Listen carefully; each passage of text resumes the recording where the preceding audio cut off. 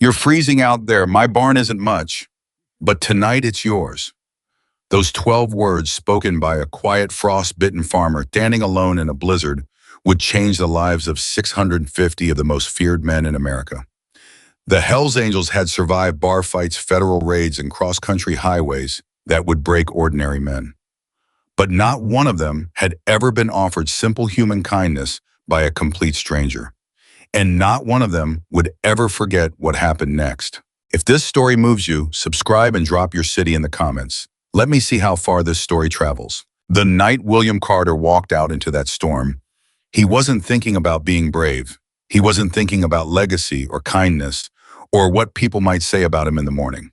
He wasn't thinking about the headlines that would eventually describe what happened on that frozen stretch of Montana highway. He wasn't thinking about any of it.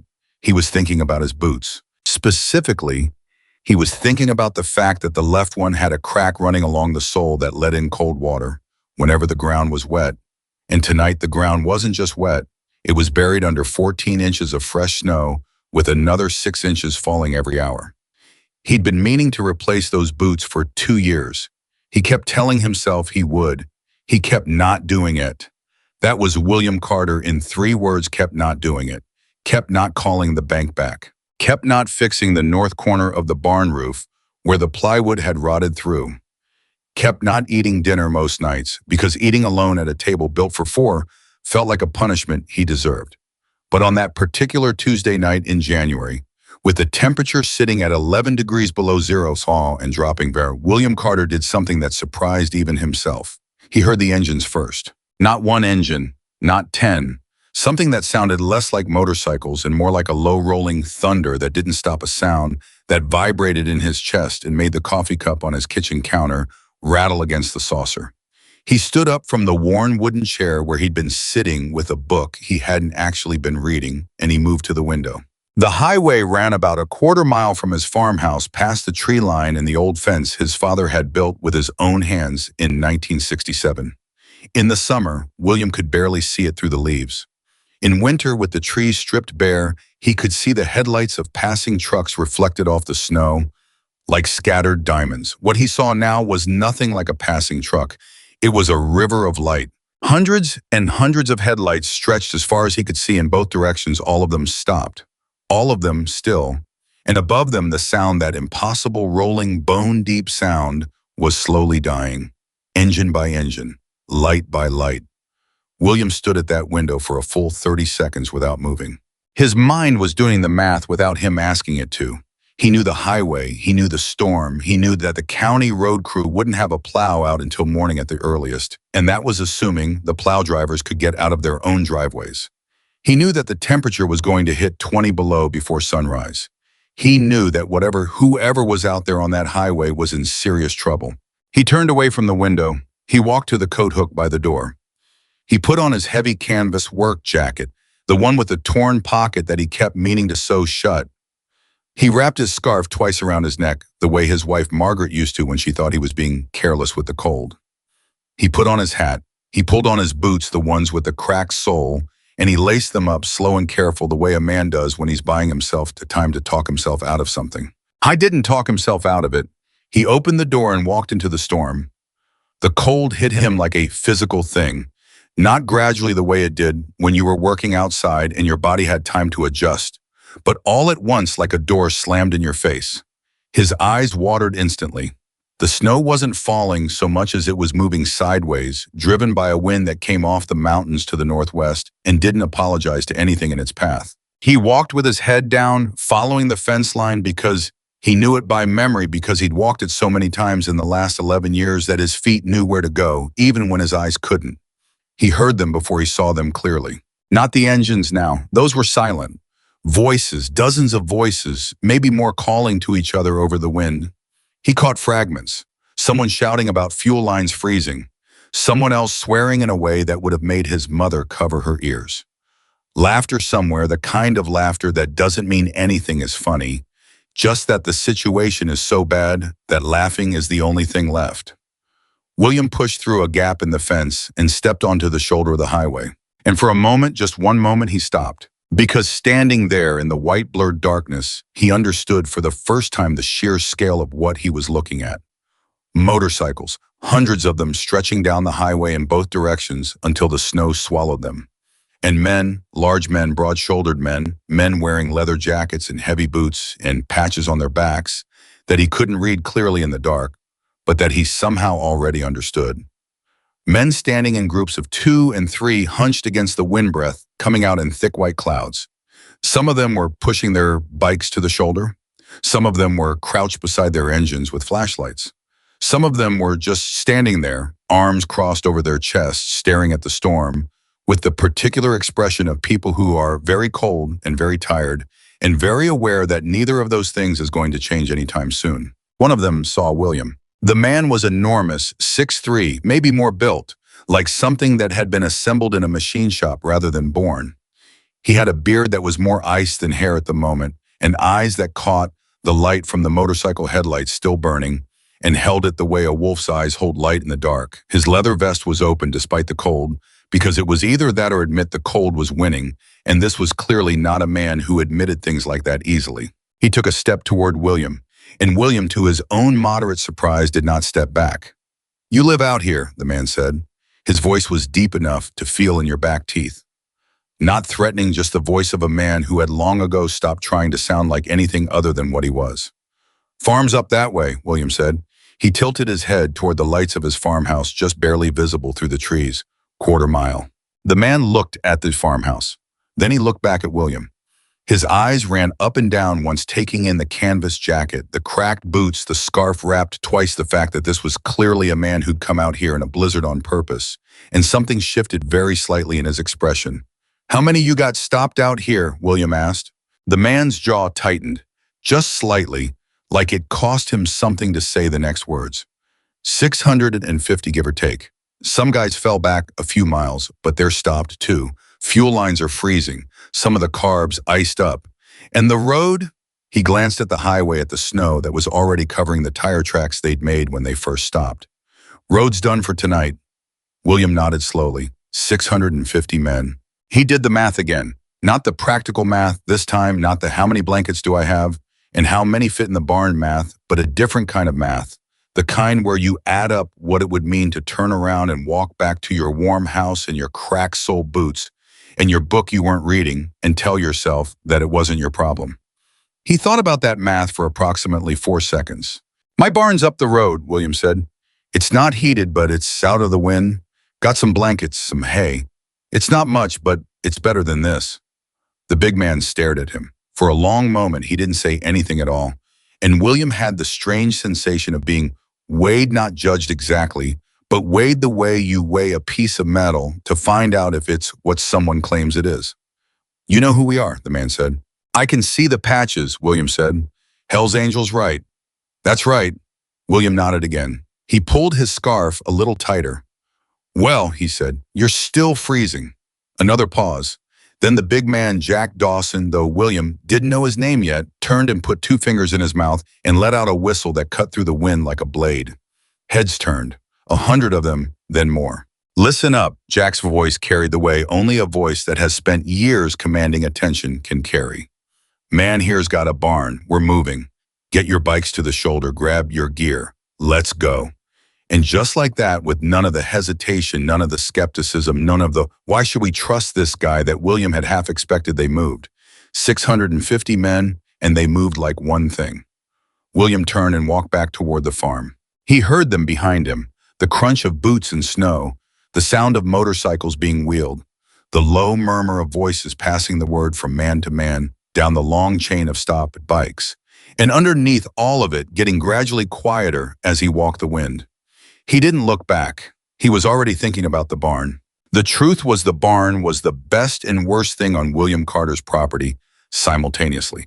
Best because it was the biggest structure, the most solid, the one his grandfather had built in 1931 from timber. He'd cut himself on the north slope before the Depression had taken everything else. Worse because 11 years of a man trying to maintain a working farm by himself had left marks on it that were hard to look at if you cared about the place. And William cared about it in the way that only people who've grown up somewhere can care about a place with a kind of love that is so deep it has gone past sentiment and into something closer to pain. The north corner of the roof. He thought about it now, walking through the snow. The plywood up there had rotted through 2 winters ago after an ice dam formed in the gutter, and the water had nowhere to go but in. He'd covered it with a tarp and weighed the tarp down with concrete blocks and told himself he'd fix it properly in spring. Spring had come and gone twice, and the tarp was still there, ragged now, flapping in the wind when it was bad. Tonight the wind was bad. Tonight that corner of the roof was going to let in whatever it was going to let in, and there was nothing William could do about it. He reached the barn before the first of the bikers did. He pulled the heavy doors open, both of them all the way, and the smell of the place came out to meet him the way it always did. Hay and diesel, in the particular cold wood smell that old structures have in winter, like they're breathing out everything the summer put in them. I went in and turned on the lights, a string of bare bulbs running the length of the ceiling, most of them still working. The barn was big. Not as big as 650 men, but it was big. He went to the back wall where he kept the spare blankets in a cedar chest his father had made. He opened it and counted what he had. 14 blankets, maybe 15. He stared at them for a second. 650 men, 14 blankets. He pulled them all out anyway and stacked them by the door. The first riders came in while he was still counting. They came through the barn doors in ones and twos at first, then in larger groups, and the barn, which had felt emptily, echoingly large, a moment ago began to fill.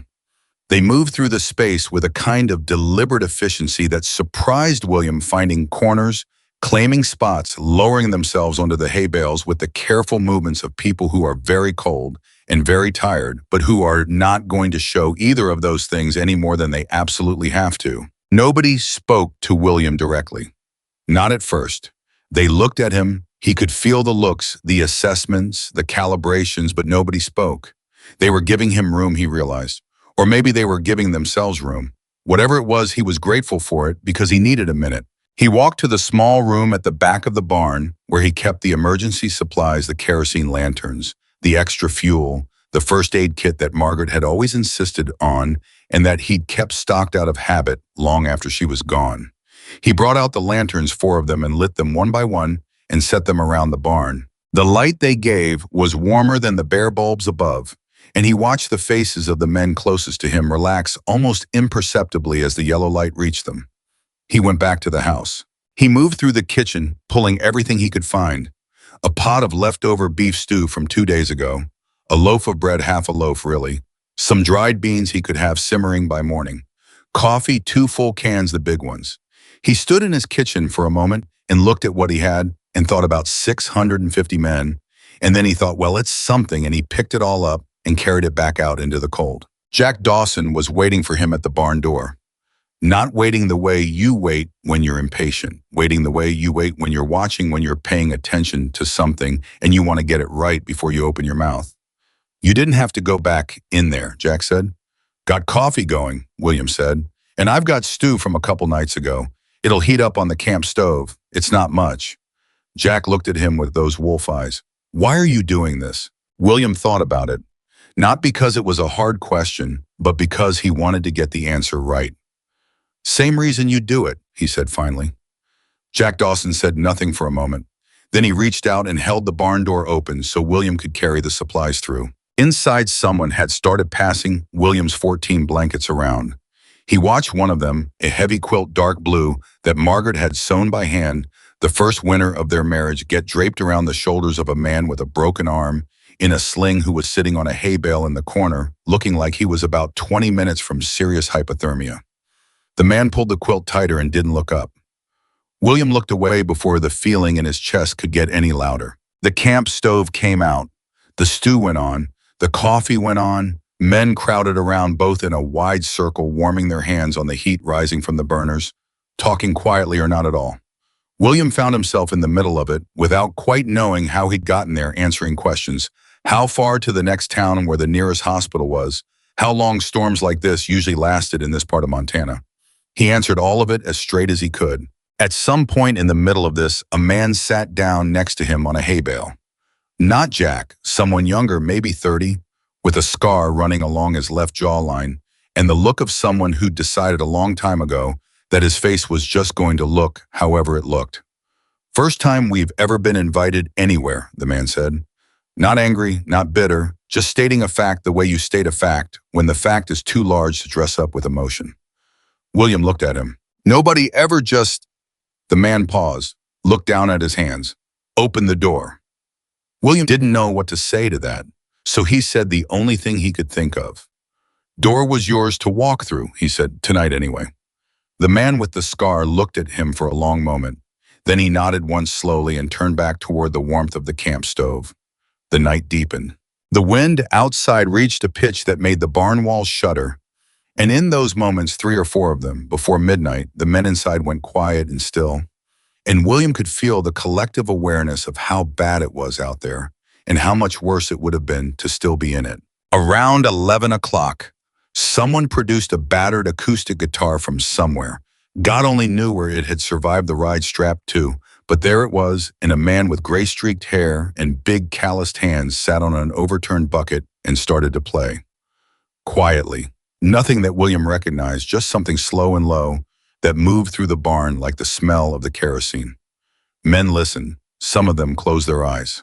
William sat with his back against the wall near the door and watched all of it, and he felt something he hadn't felt in a very long time, something so unfamiliar that it took him several minutes to identify it. He felt less alone. I didn't know what to do with that. He'd spent 11 years making peace with being alone, building a careful structure around it, telling himself it was fine, it was manageable, it was what he deserved. And now here he was in his own barn with 650 men he didn't know, listening to a guitar player he'd never met, and the careful structure had a crack in it. He looked up at the north corner of the roof. The tarp was holding. For now. He looked back at the men. One of them caught his eye across the barn. Jack, from his position near the center of the space where he'd been moving steadily since they arrived, checking on people talking in low voices, managing the vast logistics of 650 men, in a barn the way a man manages something he's done 1,000 times without ever having done it before.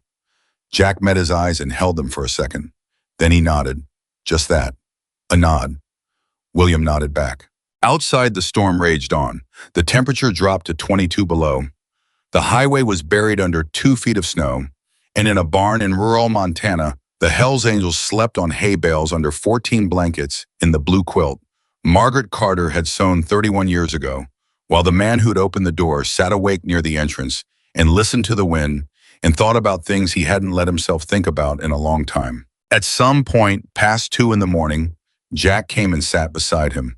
They didn't talk for a while, just sat there, the two of them, listening to the wind and the breathing of hundreds of sleeping men. "How long you been out here alone?" Jack said finally. William looked at him sideways. 11 years. Jack nodded slowly. Wife gone. Kids. The word landed the way it always did, like a stone dropped in still water. William felt the ripples go all the way to the edges. Son, he said, gone too. Jack didn't say he was sorry. William was grateful for that. He'd heard sorry so many times that the word had lost its shape, worn smooth as sea glass. Jack didn't say sorry. He just sat with it. Sat with the weight of it the way you sit with the weight when you know it's not yours to carry, but you're going to keep the person carrying it company anyway. After a while, Jack said, "You've got a good barn." William almost laughed. Half the roof's rotted through. "Still standing." "Barely." "Still standing," Jack said again, like it meant something more. They sat in silence after that, and eventually William's eyes closed, and when he opened them again, it was dark, still but different dark, the kind of dark that's 2 hours before sunrise rather than midnight. And Jack was gone, and the barn was full of the deep breathing of sleeping men, and somewhere in the rafters above him, a bird, a sparrow, he thought, who'd been wintering in the barn since October, was moving around getting ready for a morning that hadn't started yet. William got up slowly, every joint in his 54-year-old body registering its opinion about sleeping upright against a barn wall. He walked to the barn doors and cracked one open and looked out. The snow had stopped. The sky above the tree line was just beginning to shift from black to the deep blue-gray that came before the first color of morning. The world was very still and very quiet and covered in white that went on in every direction as far as he could see. He stood there in the crack of the door, breathing the cold air, and he thought about what the day was going to look like. He thought about the highway and whether the plows would come and how long it would take 650 motorcycles to warm up and get moving. He thought about what he'd say when they left. Thank you for spending the night, probably. Safe travels. He was not a man who was good with words, particularly at the end of things. He thought about the blue quilt. He pulled the barn door closed quietly and went back inside. In the faint light of the dying lanterns, he moved carefully through the sleeping men, stepping over stretched out legs and around clusters of men who'd fallen asleep, sitting up, leaning against each other, without either of them having meant to.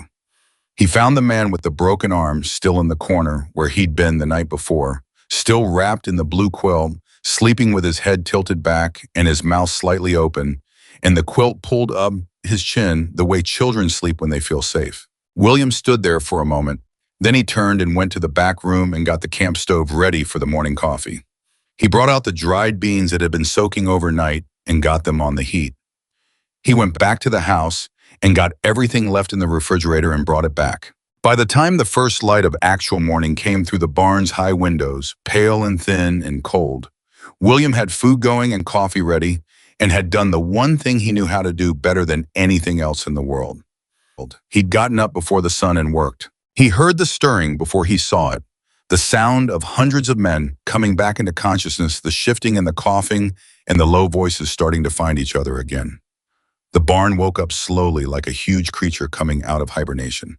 And then, because he was watching, he saw the exact moment when men who'd been asleep in a stranger's barn began to remember where they were. The expressions were extraordinary. Not confusion, not disorientation. Something more complicated than that. A kind of reckoning, the moment when you remember that something unexpected happened, something that doesn't quite fit into the categories you've spent your life sorting the world into. Some of the men looked at the barn walls, the high ceiling, the bare bulbs above, and the dying lantern light below. Some of them looked at their hands. Some of them looked at William where he stood by the camp stove with the coffee watching, and their faces did something complicated. Jack Dawson woke up the way William imagined he did, everything completely, with no visible transition between sleep and full awareness. He sat up, looked around, found William, and stood up in one motion. "It stopped," Jack said. "Storm's done." "Few hours ago," William confirmed. Jack looked at the barn. He looked at the men waking up around him. He looked at the coffee. He looked at William. He opened his mouth, and then he closed it again. And William, who was not a man who read people easily, who had spent 11 years largely out of practice of reading anyone at all, somehow understood that whatever Jack Dawson had been about to say was something he hadn't said to very many people in a very long time. "Coffee's ready," William said. Jack nodded. He took a cup. They stood together by the camp stove while the barn came fully awake around them, and William looked at the north corner of the roof at the tarp still holding pale winter light coming through the edges, and he thought, one more winter. I can get one more winter out of it. He didn't know yet. He had absolutely no idea what was coming. Outside, the world was white and still and silent, and 650 men were putting on their boots and rolling their shoulders and reaching for coffee with both hands, and in a few hours they were going to change William Carter's life in ways he couldn't have imagined if someone had described every detail to him while he was standing right there. He didn't know. He just stood there with his coffee and his cracked sole boots in his barn that had survived one more night, and he watched his sparrow move in the rafters above, and he thought that all in all, on balance, it had been a decent night. He had absolutely no idea. The sparrow was still moving in the rafters when the first man found the crack in the barn wall. Not the north corner, a different crack. Lower down, running along the east wall, just above the foundation, where the mortar had given out 2 winters ago, and William had packed the gap with rags and told himself it was temporary. The man who found it was young, maybe 25, with a neck tattoo and hands that were clearly more comfortable holding a wrench than a coffee cup. He crouched down and looked at it, then looked up at the man standing next to him, then looked back at the crack. "Hey," he said, quiet, almost to himself.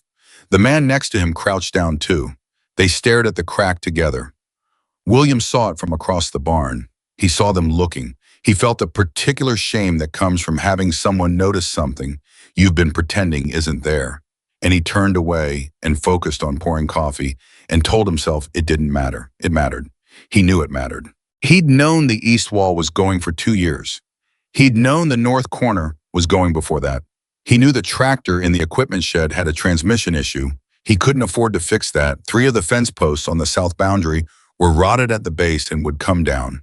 The first time a steer leaned on them wrong, that the farmhouse kitchen had a slow leak under the sink that he'd fixed twice and would need to fix a third time probably before spring. He knew all of it. He carried all of it the way you carry debt, not all at once, because that would stop you in your tracks, but in pieces, one thing at a time, setting each piece down and picking up the next one.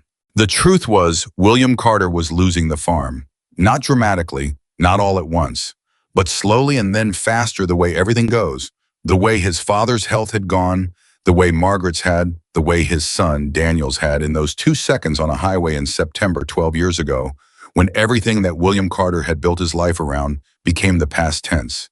He hadn't told anyone. There was no one to tell. The bank knew. Harold Briggs at First Montana in town knew, because it was Harold's job to know, and twice in the last year, Harold had called William and left messages in that carefully neutral voice that bank officers use when they're delivering news that isn't quite bad enough yet to require a formal letter. William had called back both times. He'd had both conversations in full sitting at the kitchen table with a cup of coffee going cold in front of him, listening to Harold talk about restructuring and options and timelines with the particular patience of a man who knows that none of the words being used are the real word. The real word was losing. You're losing it, William. That's what Harold meant, and that's what William heard, and that's what neither of them said out loud. He'd hung up both times and washed the coffee cup and gone back to work. Because work was the thing.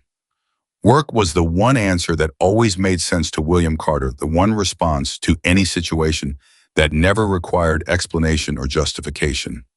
You worked, you got up before the sun, and you worked until you couldn't anymore, and then you slept and got up and did it again.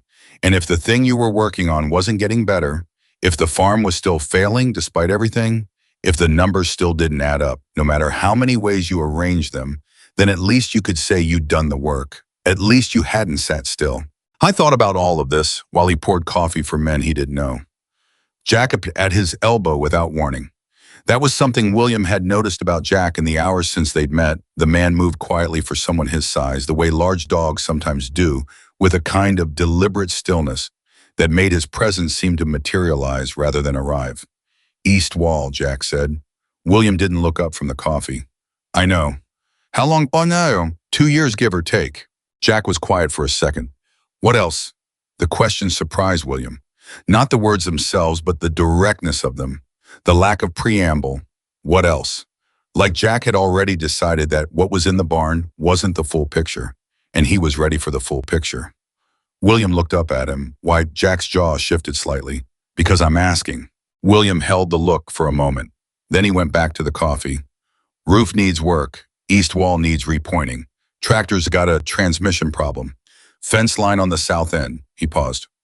Bank's been calling. He didn't know why he said that last part. He hadn't meant to. It came out the way things come out when you've been holding them too long.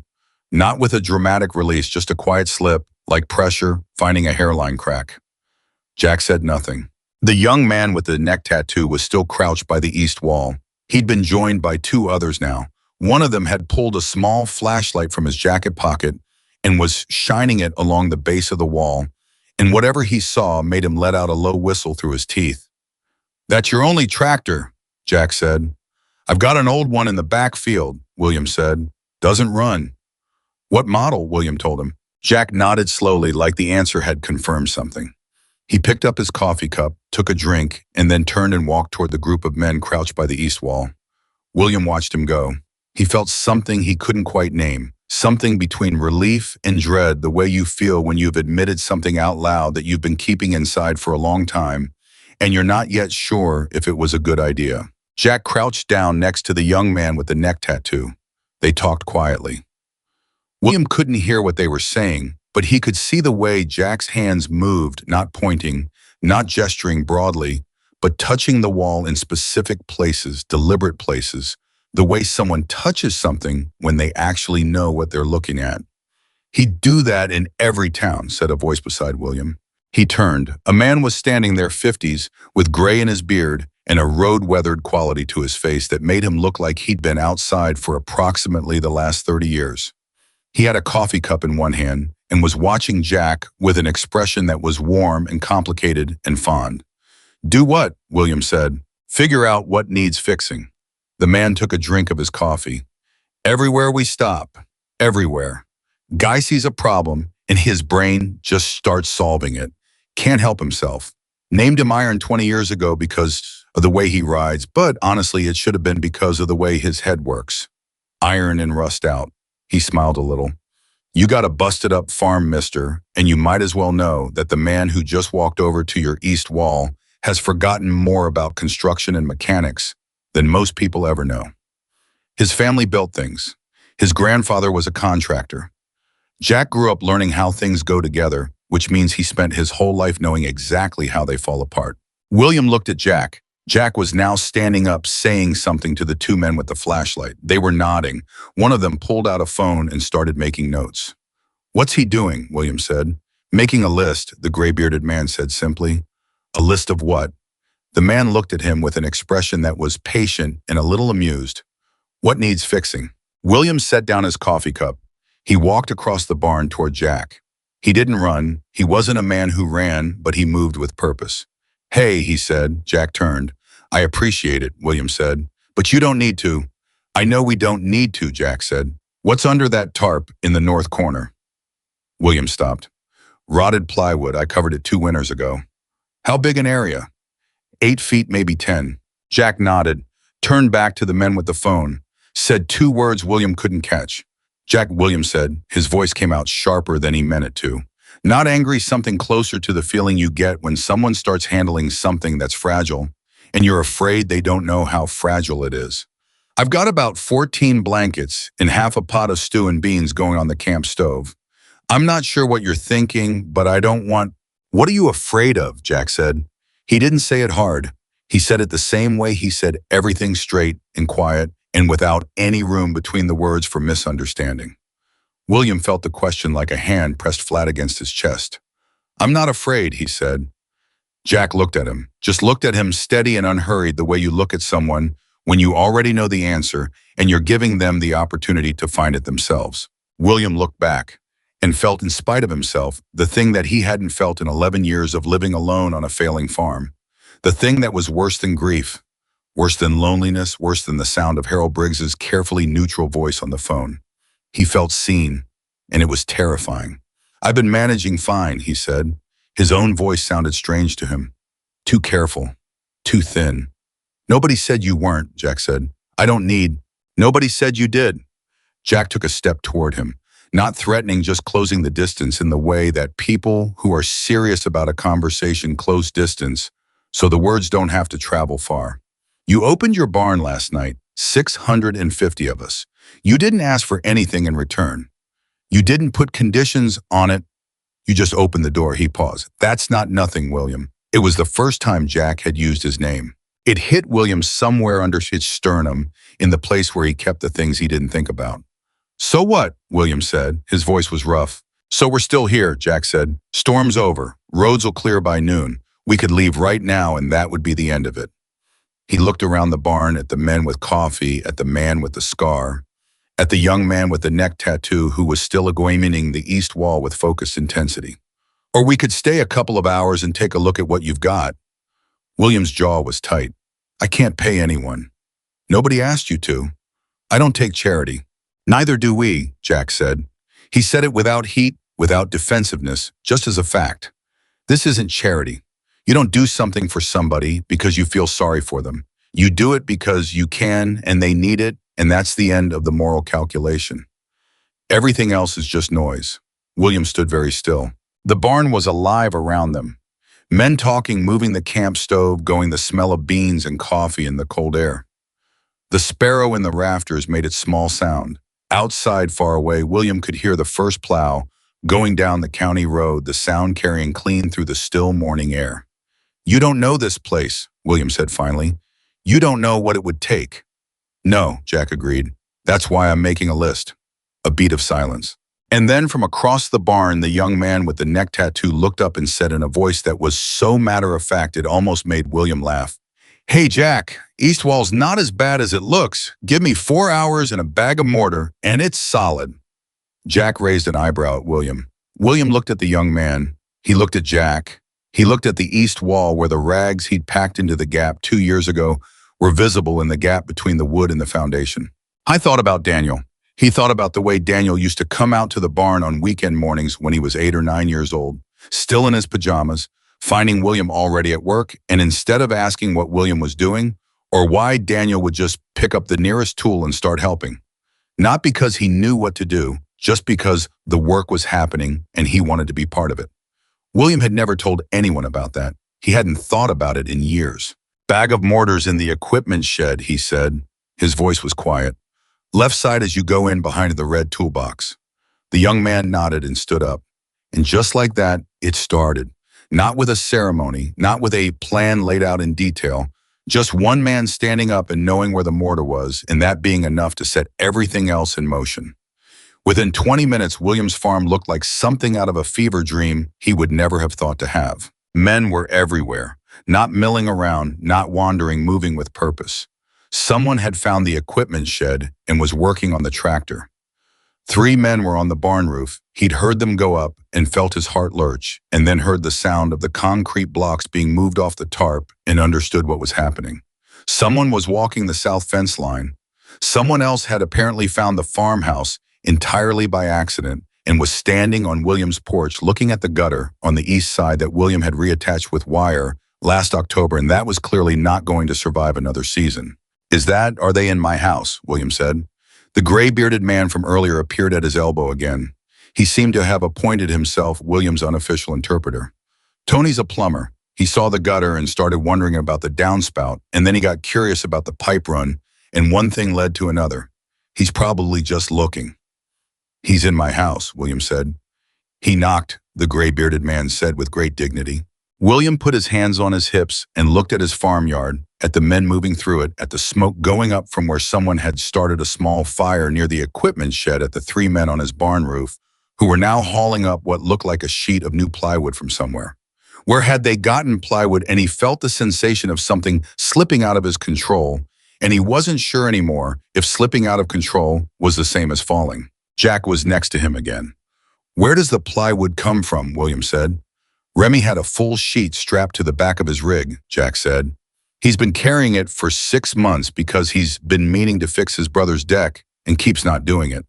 And Remy is very glad to finally have an occasion for the plywood," Jack said gravely. Something happened in William's chest. It wasn't a laugh exactly, but it was something in the neighborhood of one, something that had the same shape as a laugh, that moved through the same muscles, that left the same kind of gap behind when it passed. "Your son," Jack said. He said it carefully, the way you say something carefully when you've been thinking about whether to say it. "How old was he?" William's whole body went still. 23, he said. Jack nodded, kept looking at the farm, at the men working. "My brother was 31, Jack said. "Construction accident. I was there." William said nothing. "You never stopped thinking you should have done something different," Jack said. "Even when you know you couldn't, knowing doesn't stop the feeling." William stared at the barn roof, at the 3 men up there moving carefully, working together without anyone telling them how. "No," he said, "it doesn't." They stood there together in the cold, the 2 of them, while the farm moved and breathed and worked around them, and William felt something shifting in him, not breaking, not collapsing, but shifting the way ice shifts in a river. In early spring, the way something frozen begins slowly to move. He'd been alone for 11 years. He told himself that was fine. He'd built the finest, most complete loneliness he was capable of building, furnished it carefully, maintained it the way he maintained everything, with work and early mornings, and the refusal to admit that maintaining something isn't the same as being okay with it. And now here was this man standing next to him, this enormous stranger with the wolf eyes and the beard that was still half ice from the night before, telling him about his brother and not asking William to respond in any particular way, just offering it the way you offer something when you want someone to know they're not the only one who's carrying weight. "The barn roof," William said. His throat was thick. "Margaret always said the barn was the most important thing." She said. He stopped, swallowed. "She said a farm stands or falls with his barn." "She was right," Jack said. "She was right about most things." "How long were you married?" 28 years. Jack was quiet for a moment. "Then she sounds like she was something." "She was everything," William said. The words came out plain and direct, without decoration, the way true things usually come out, when you're not trying to protect yourself anymore. I tried to keep the place the way she would have wanted it. For the first few years, I really tried. And then it just started to be more than I could. He stopped again, looked at his hands. You can only do so much by yourself. Jack turned his head and looked at him. Yeah, he said quietly. That's what we're here for. From the barn roof, one of the men called down in a clear voice. Jack, plywood's in. You want us to pull the old tarp? Jack looked up. What do you think? A pause from the roof. I think the old tarp can retire with dignity. Do it, Jack called up, the sound of the concrete blocks being moved, the scrape of the old tarp being pulled back. A pause. Then, oh, William. William looked up. The man on the roof he still didn't know most of these men's names, would never know all of them, was looking down at him from the edge of the roof with an expression that was careful and serious and somehow impossibly kind. What? William said. Nothing, the man said. We've got it. It's fine. But in the way he said it, in the exact specific way he said it was fine, William heard what he wasn't saying. That the damage under the tarp was worse than expected. That 2 winters of slow water intrusion had done more than just rot the plywood. That whatever he found when he pulled that tarp back had made him say William's name out loud without meaning to. William closed his eyes for 1 second. When he opened them, Jack was already moving toward the barn, already calling up to the roof in a calm, practical voice, already solving the problem, the way he apparently solved every problem by moving toward it, not away. William followed him. Inside the barn, he could see through the roof now. A section in the north corner where the old plywood had been removed and the rafters beneath were exposed, and 2 of them, 2 of the beams, his grandfather had cut from timber on the north slope in 1931, had soft spots where the rot had gotten in, rot that would spread to the next beam. If it hadn't already rot, that would keep spreading until the roof didn't have enough sound wood left to hold itself up. William stood and looked at it. I thought about his grandfather, who'd built this barn with his own hands and been proud of it for the rest of his life. He thought about his father, who'd maintained it for 40 years. He thought about all the winters this barn had stood through and all the things it had held, the animals, the equipment, the hay, the smell of every season, the memory of every year. He thought about the bank. I thought about Harold Briggs and the word that was never actually said in those phone conversations.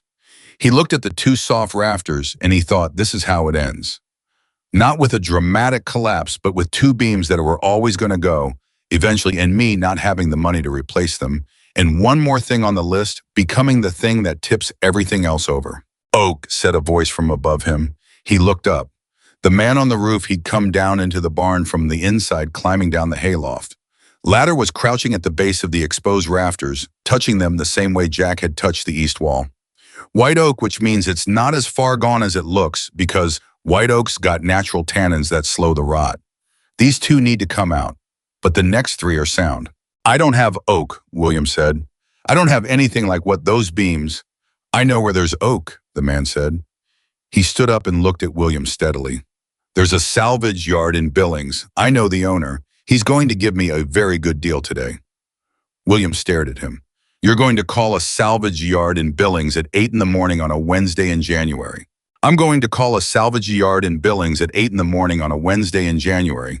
The man confirmed. William opened his mouth, closed it. My name's Raymond, the man said. He stuck out his hand. I'm a carpenter, have been for 30 years, and I've been looking for a barn like this to work on for probably the last 15. William shook his hand. It felt like shaking the hand of someone in a dream. Not an unreal dream, but one of those dreams that's too specific to be imagination, where you can feel the calluses on the other person's palm and smell the wood dust on their jacket and know with complete certainty that this is happening. The bank's been calling, William said again. He hadn't meant to say it again. He'd already said it once and that had been enough, and now here he was saying it again, like his mouth had decided it needed to be out in the open, in the actual air heard by more than one person. Raymond looked at him. I know, he said. Jack told me. William felt something flash through him, not anger, not quite. More like the reflex of a man who's spent 11 years protecting his privacy, discovering that the thing he was protecting is already known, already out. He had no right, William started. He told me because I asked, Raymond said. His voice was even. because I could see from the east wall and the roof and the tractor and about 7 other things that this place is in trouble, and I wanted to know how much trouble. And Jack told me the truth so I could figure out what we could actually do instead of just doing a few cosmetic repairs and feeling good about ourselves. He paused. We're not interested in feeling good about ourselves. We're interested in actually helping. The silence in the barn is total. Outside, the sounds of working men, the clang of metal on metal from the equipment shed, boots on the barn roof, the distant sound of fencing being worked somewhere on the south boundary. All of it real, all of it happening, all of it completely beyond anything William Carter had expected when he'd put on his cracked sole boots last night and walked out into the storm. Why, William said. He wasn't sure which part of the question he was asking. Anymore, why are you doing this? Why did Jack tell you? Why are there men on my roof? Why is any of this real? Just why? Raymond looked at him for a long moment. Because last night, he said carefully, I had my blanket and my spot on your barn floor, and I was lying there at about 2 in the morning when I couldn't sleep, and I was looking up at your grandfather's rafters, these same rafters right here. And I was thinking about the fact that nobody had ever done anything like that for us before. Just let us in. Just open the door without asking for anything and without making us feel like we had to be grateful or prove ourselves or be different from what we are. He stopped, ran a hand along the edge of one of the rotted rafters gently like he was checking a pulse. And I was thinking that whoever built this barn built it the way people used to build things when they meant for something to last. And then I got up and walked around and I saw the east wall and the south corner and the tarp, and I thought, he paused. I thought this man's grandfather built something meant to last. And this man has been keeping it alive alone for God knows how long, and he's losing the fight. And he never asked for help. Not once.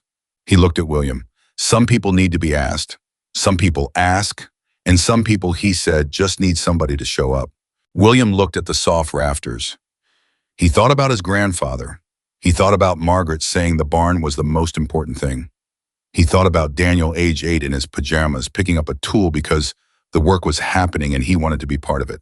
I thought about 11 years of cracked sole boots and half-eaten dinners and Harold Briggs on the phone and the careful, complete, thoroughly maintained loneliness he'd built around himself, like the walls of the barn, solid enough as long as you didn't look too closely at the east wall, as long as the tarp held. The tarp hadn't held. And somehow, impossibly, that was the best thing that had happened to William Carter in 11 years. I didn't say any of that. He wasn't a man who said things like that, not out loud, not to someone he'd known for 8 hours. He said, there's a bag of mortar behind the red toolbox in the equipment shed. Raymond nodded. And the salvage yard in Billings, William said. Tell them the beams are white oak minimum 8 inches and they need to be straight-grained. Raymond looked at him. A small, real smile moved across his face. You know your lumber, he said. My grandfather taught me, William said. Raymond nodded once more. Then he turned and walked back up the hayloft ladder toward the roof, pulling out his phone as he went, and William heard him talking to someone in Billings before he even reached the top. William stood alone in the barn for a moment. Just one moment. The men were everywhere. The farm was alive with them. They were on the roof and in the equipment shed and on the fence line and apparently in his kitchen. But for one moment he was alone in the center of the barn, and he looked up through the open section of roof at the winter sky, pale blue and cold and going on forever. He thought about the blue quilt. He thought about the man with the broken arms still wrapped in it somewhere in this barn. I thought about 12 words spoken last night in a blizzard. My barn isn't much, but tonight it's yours. He hadn't known when he said it that it would go both ways. That tonight it would still be his, but it would also be something else. Something he didn't have a word for. Something that felt very tentatively, very carefully, like putting weight on a leg you are not sure will hold, like the opposite of alone. From the roof, Raymond called down. Billings says they've got the oak. 2 hours for delivery if I call in the next 10 minutes. William put his hands in his pockets. Call them, he said. The oak beams arrived from Billings at 10:17 in the morning. William heard the truck before he saw it, a heavy diesel flatbed grinding down his access road, the driver taking it slow because the snow had packed into ruts that would swallow a regular vehicle whole. The sound of it made 3 men look up from the tractor in the equipment shed, and 2 more stopped mid-swing on the fence line, and for a second, everything on the farm went quiet the way things go quiet when something significant arrives. Raymond came off the barn roof in under a minute. William didn't see him come down, he just wasn't there. And then he was standing in the yard with his boots in the snow, watching the flatbed pull up with the expression of a man who had ordered exactly what he needed and was now verifying that he'd gotten it. The driver climbed out. He was older 60s maybe, with a Carhartt jacket and the deliberate movements of someone who has spent a lifetime handling heavy materials and has learned not to rush any part of it. He looked at Raymond. He looked at the farm. He looked at the 60 or 70 Hells Angels visible from where he was standing. He blinked once. "You Carter," he said, looking at William. "That's me," William said. The man looked at the bikers again. "All right then," he said in a tone that suggested he had decided as a personal policy not to have any opinions about the situation whatsoever. He walked to the back of the flatbed and started undoing the straps. Raymond was already there. He ran his hand along the first beam, the way William had seen him touch the rafters, like checking a pulse, like reading something written in the grain of the wood. He nodded, looked at William. "Straight-grained," he said. "Your grandfather would approve." William didn't trust his voice just then. He nodded back. The unloading took 20 minutes because 8 men appeared from various parts of the farm to help carry the beams without anyone asking them to, and they moved through the process with the kind of coordinated efficiency that William associated with people who'd spent years working alongside each other, which he supposed they had. 650 men who rode together across states in seasons in weather that would stop. Most people didn't get that way by accident.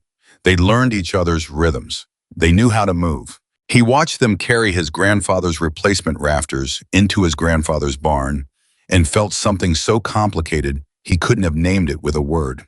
It lived somewhere between grief and gratitude and a kind of awe that he'd never had much use for before. Jack materialized at his shoulder.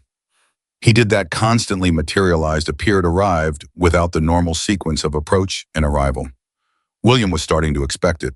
"Tractor's going to need a part," Jack said. "Bobby thinks it's the planetary gear in the transmission. He can fabricate something temporary that'll hold through spring, but you'll want to get the actual part before summer work starts." "How much is the part?" William said. Jack named a number. William said nothing for a second. The number was manageable, barely but manageable, which put it in an entirely different category from most of what he'd been dealing with. "Okay," he said. "Bobby says he can have the temporary fix running by this afternoon. You'll be able to use the tractor." William turned and looked toward the equipment shed. He could hear voices in there, the metallic sounds of work being done, could see the light of a work lamp through the open door. He thought about the last time the tractor had run properly. He thought about the summer jobs he hadn't been able to do because of it, the hay he hadn't been able to cut, the way one broken piece of equipment left unfixed long enough creates a chain of smaller failures that adds up to something very large. "Bobby's good," William said. "Bobby once rebuilt a seized engine with parts from a junkyard and a coffee can of hardware store fasteners," Jack said, "in a parking lot, in the rain, in Arkansas." William looked at him. "That sounds like either a very good story or a very bad one." "Bit of both," Jack said. He almost smiled. "Bobby tells it better than I do." From inside the barn, Raymond called out something in a voice pitched for carrying over noise, and 2 men who'd been standing in the yard waiting for direction moved immediately toward the barn. Raymond had that quality, the quality of someone whose instructions get followed not because of authority, but because of confidence. Because the men around him had learned that when Raymond said something needed doing in a particular way, there was a reason for it. William watched them go. It was 10:45 in the morning. He'd been awake since before 2. He hadn't eaten anything except half a cup of coffee and a bowl of bean soup he'd put together for the men, and then barely touched himself, and he was aware of all of this, the way you're aware of physical facts when your body is operating on something other than normal fuel, the particular clarity that comes from tiredness and cold, and the adrenaline of an extraordinary situation, all mixed together into something that felt almost like being young again. "I went to the farmhouse to put more food together." He didn't mean for what happened next to happen. He went inside to deal with the practical problem of feeding people, which was the kind of problem he knew how to solve, and he started moving through his kitchen, pulling out what he had, and somewhere in the movement and the warmth and the smell of the farmhouse, he stopped. Just stopped. Stood in the middle of his kitchen with a can of soup in each hand and looked at the table. The kitchen table that was built for four. The four chairs that he still had, all four of them, even though there was only ever one person sitting at this table because getting rid of the other three chairs would have meant admitting something he wasn't ready to admit. He set the soup cans down carefully.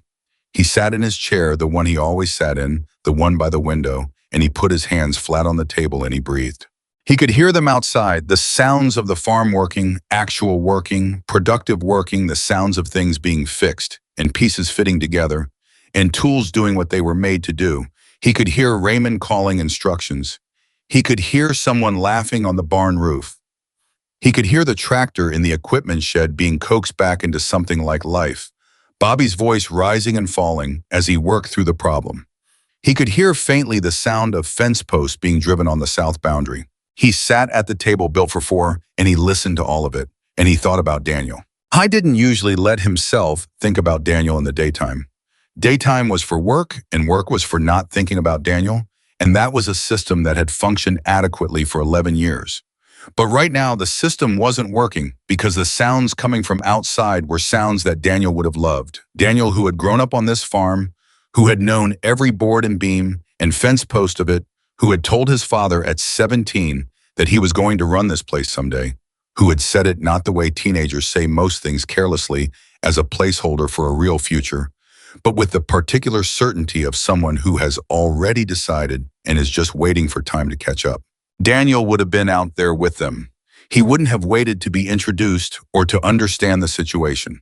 He would have found the hardest job being done and gone directly to it. That was Daniel. William pressed his hands harder against the table. Then he heard the knock at the kitchen door. Not the front door, the kitchen door, the side door, the door that actual people used rather than strangers or officials. He turned his head. Through the window, he could see a figure on the porch. The man who'd apparently been in here earlier, Tony the plumber, the one the gray-bearded man had told him he had knocked before entering. He was knocking again now, standing with his hands in his jacket pockets, breath coming out in clouds in the cold. William got up and opened the door. Tony was maybe 40, compact and dark-haired, with the kind of face that looks like it's been in exactly one too many serious conversations and has developed a permanent expression of focused attention as a result. He had a notebook in one hand, not a phone, an actual paper notebook, and a pen behind his ear. "Sorry to bother you," Tony said. He clearly meant it. There was none of the casual apology that people use as social punctuation. This was a man who understood the word bother and was applying it accurately. "I looked at your downspout earlier. I want to tell you what I found, and I wanted to tell you to your face, not through somebody else." William stepped back from the door. "Come in." Tony came in, wiped his boots on the mat with the thoroughness of a man who grew up in a house where that was non-negotiable, and stood in William's kitchen with his notebook. He looked at the table. Something moved across his face, something quick that he put away before William could fully read it. "The downspout runs to a drain pipe that goes under the house," Tony said. "The pipe's galvanized. It's old. It's been splitting for a while, maybe 3-4 years. Every time it rains heavy, or when the snow melts, water's been running under the foundation on the northwest corner." He paused. "Have you had any cracking in the foundation wall inside in the corner of that room?"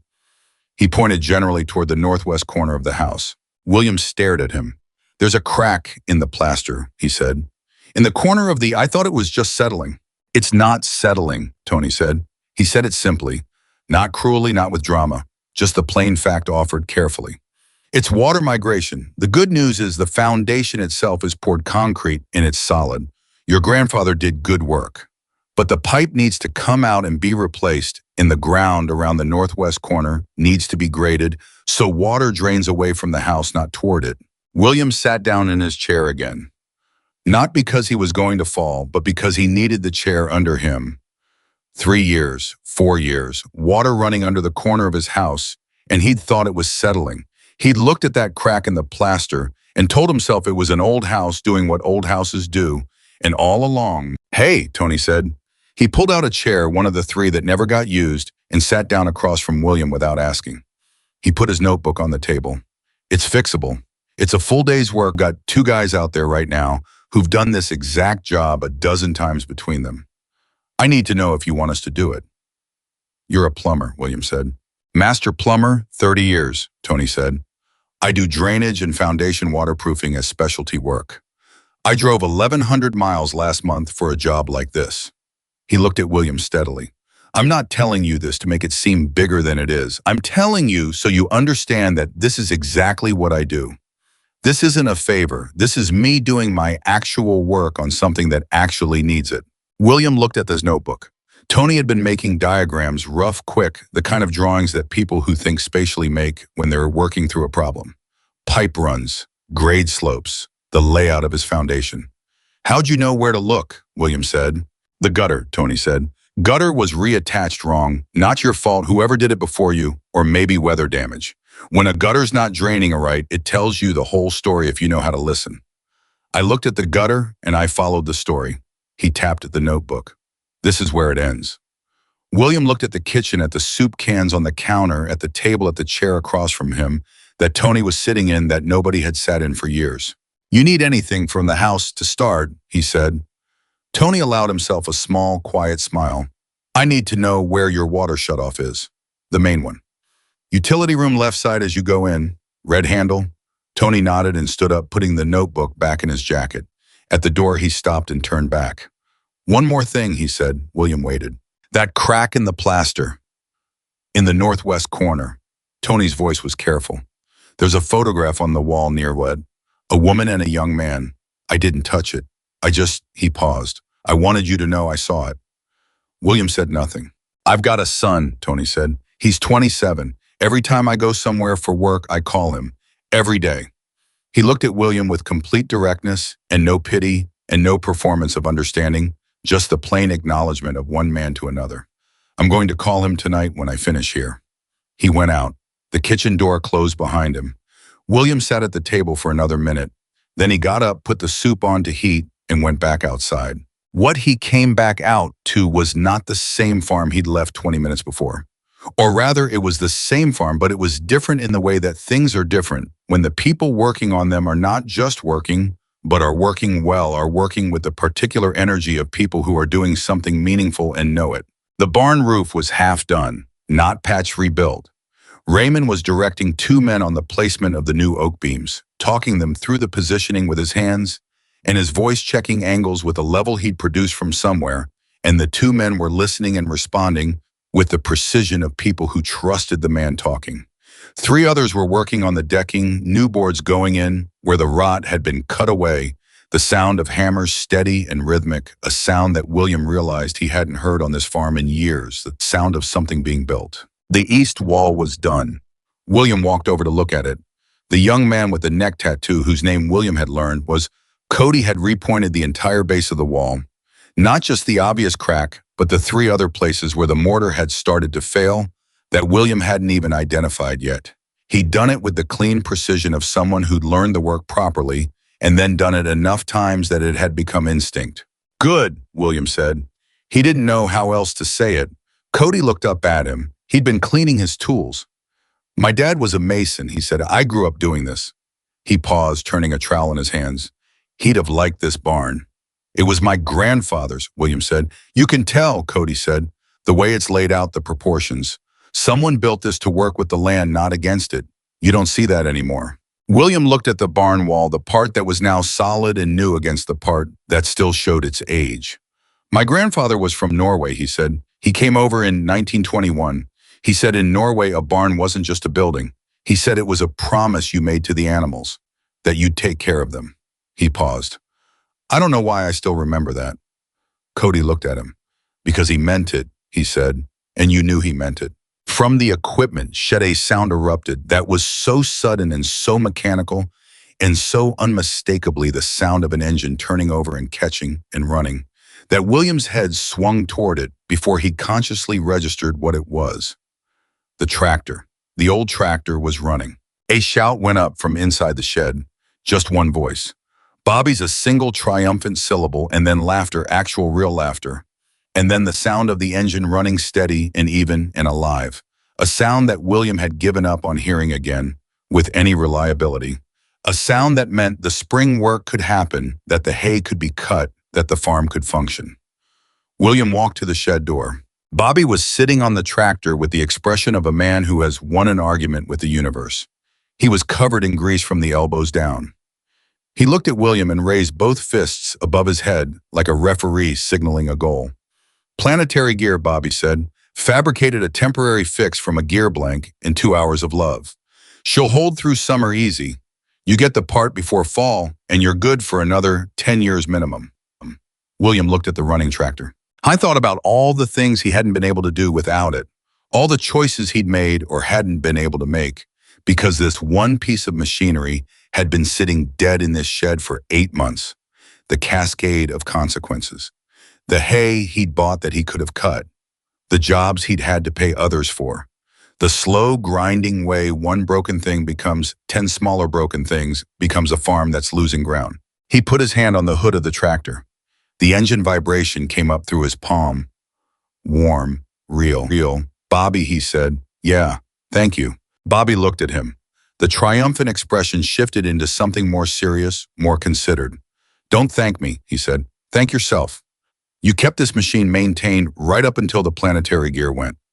Most people, by the time a tractor gets to me, the whole powertrain is crying. This one was just one problem that needed solving. He wiped his hands on a rag. You take care of your stuff, William. I try, William said. It shows, Bobby said. He said it plainly the way Raymond said things plainly, the way Jack said things plainly. These were men who didn't spend words they didn't mean. William stepped back out of the shed. The town was watching. He'd been aware of it in a background way since morning, but now it was noon and the storm was 24 hours behind them, and the county road had been plowed since before 10, and the people in the small community of Dwyer, Montana had had time to process the fact that 650 Hells Angels had spent the night at the Carter farm, and some of them had come to look. There were 3 trucks parked on the road shoulder outside his property. He could see them from the yard. Just parked engines, running people sitting in them and watching. He recognized one of the trucks, Mick Galloway, who ran the hardware store in town, and who was, as far as William could determine, not a man who drove out to people's farms out of concern for their welfare. Mick was there because Mick had heard something that didn't fit into the categories he used to understand the world, and Mick needed to look at it with his own eyes. William looked at the trucks. He looked at the farm, at the men working at the barn roof, going back together, at Cody cleaning his tools, by the east wall, at the tractor running in the shed. He thought about what this looked like. I thought about what people in town had said about him over the years. Not to his face, people didn't say things to his face, not in a small town, not to a man who'd lost what William had lost and kept going. But he knew the shape of it. Poor Carter, all alone out there, doesn't ask for help, doesn't come into town, much probably going to lose the place eventually. It was said with sympathy, probably the way small towns hold their quiet tragedies, not unkindly but firmly, with a kind of comfortable certainty that the outcome was already settled. And now here was the outcome they hadn't settled on. Jack appeared beside him. He seemed to have a sense for when William was thinking about something difficult and chose those exact moments to appear. William was either going to find that irritating or essential, and he hadn't decided which yet. Neighbors, Jack said, looking at the trucks. One of them runs the hardware store, William said. I've bought from him for 20 years. Jack made a sound that might have been a laugh and might have been something else. You think he's going to say something? I think he's going to try to figure out what's happening and then decide what he thinks about it, William said. That's what Mick does. As if on cue, the door of Mick's truck opened and Mick Galloway got out. He was a large man, not as large as Jack, but substantial, with a rancher's build and a face that had never learned to hide what was on it. He stood on the road shoulder and looked at the farm for a long moment.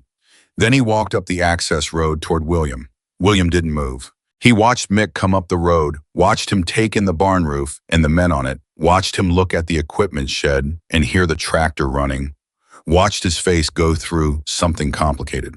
Mick stopped about 10 feet away. He looked at Jack. Jack looked at him. Neither of them said anything for a second. William, Mick said finally, looking at William now. Mick, these are, he stopped, started again. You had some company last night. I did, William said. Mick looked at the barn again. His jaw moved the way jaws move when the brain is working fast and the mouth doesn't have the words yet. Is that new decking on the roof? White oak from Billings, William said. Mick blinked. He looked at Jack. Jack said nothing and let him look. The east wall, Mick said. He'd clearly seen it too, or seen the difference in it, the fresh mortar against the old stone. I've been telling you for 3 years that wall needed repointing. You were right, William said. Mick opened his mouth, closed it. He was a man who held opinions strongly and who was in this moment experiencing the particular discomfort of a strongly held opinion meeting, reality and losing.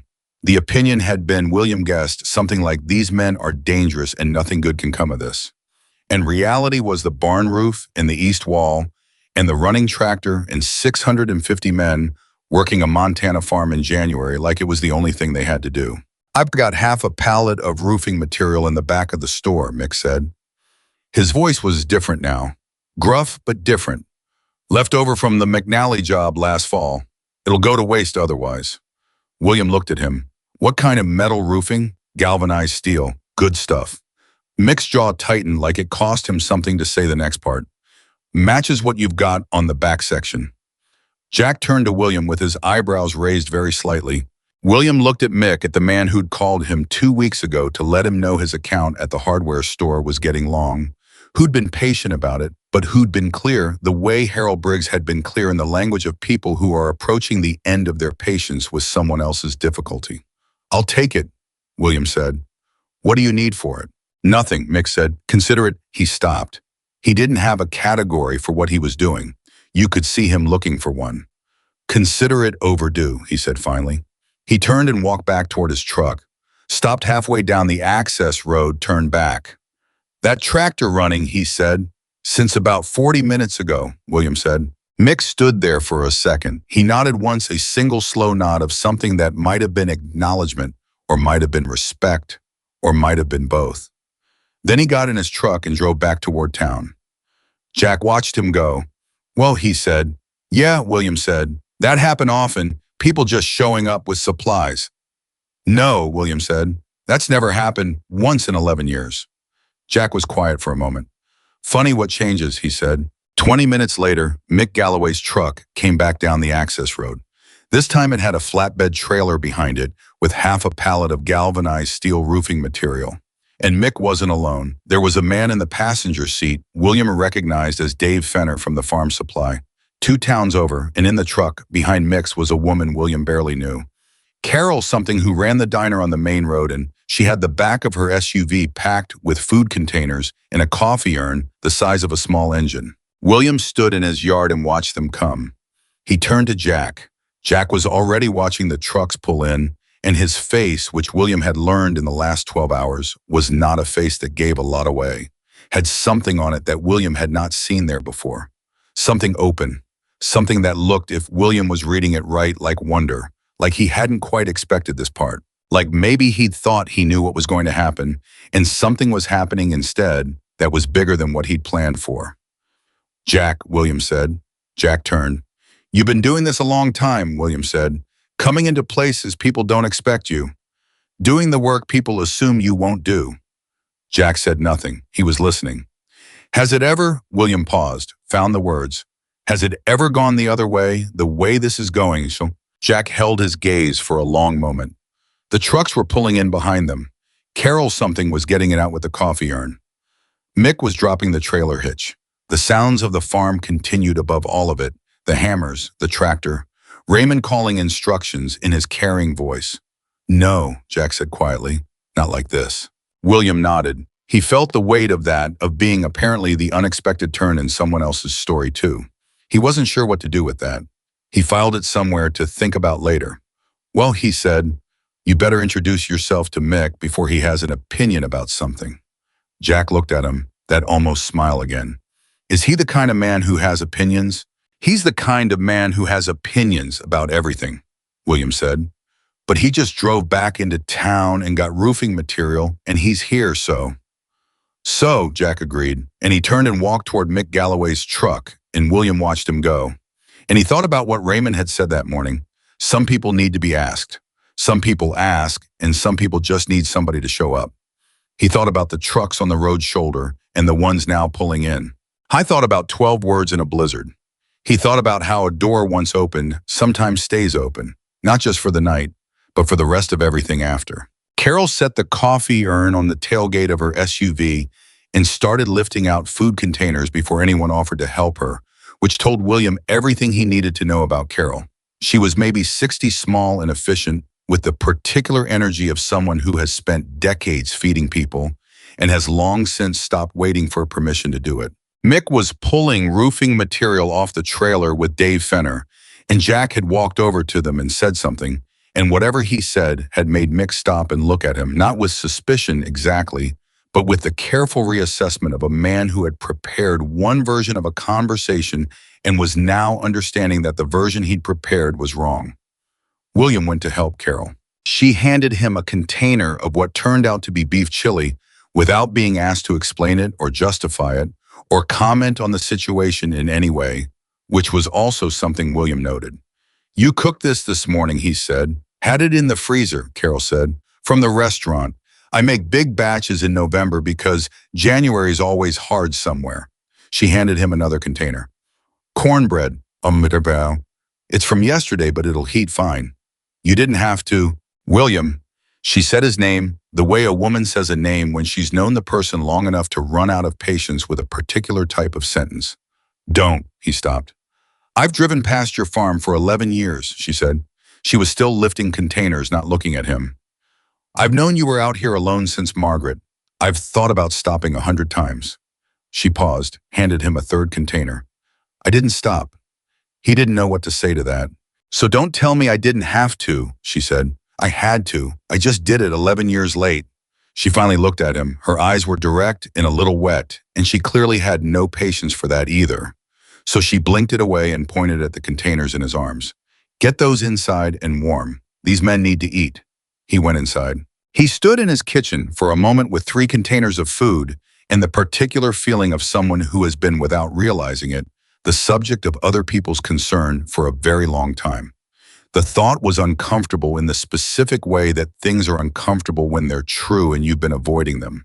People had noticed. People in town had seen the farm declining and William declining with it, and they'd done what people in small towns sometimes do, which is worry quietly and privately, and never quite cross the distance between the worrying and the doing. Something had crossed it today. He wasn't entirely sure whether to thank the blizzard or the Hells Angels or Carol's freezer full of November chili.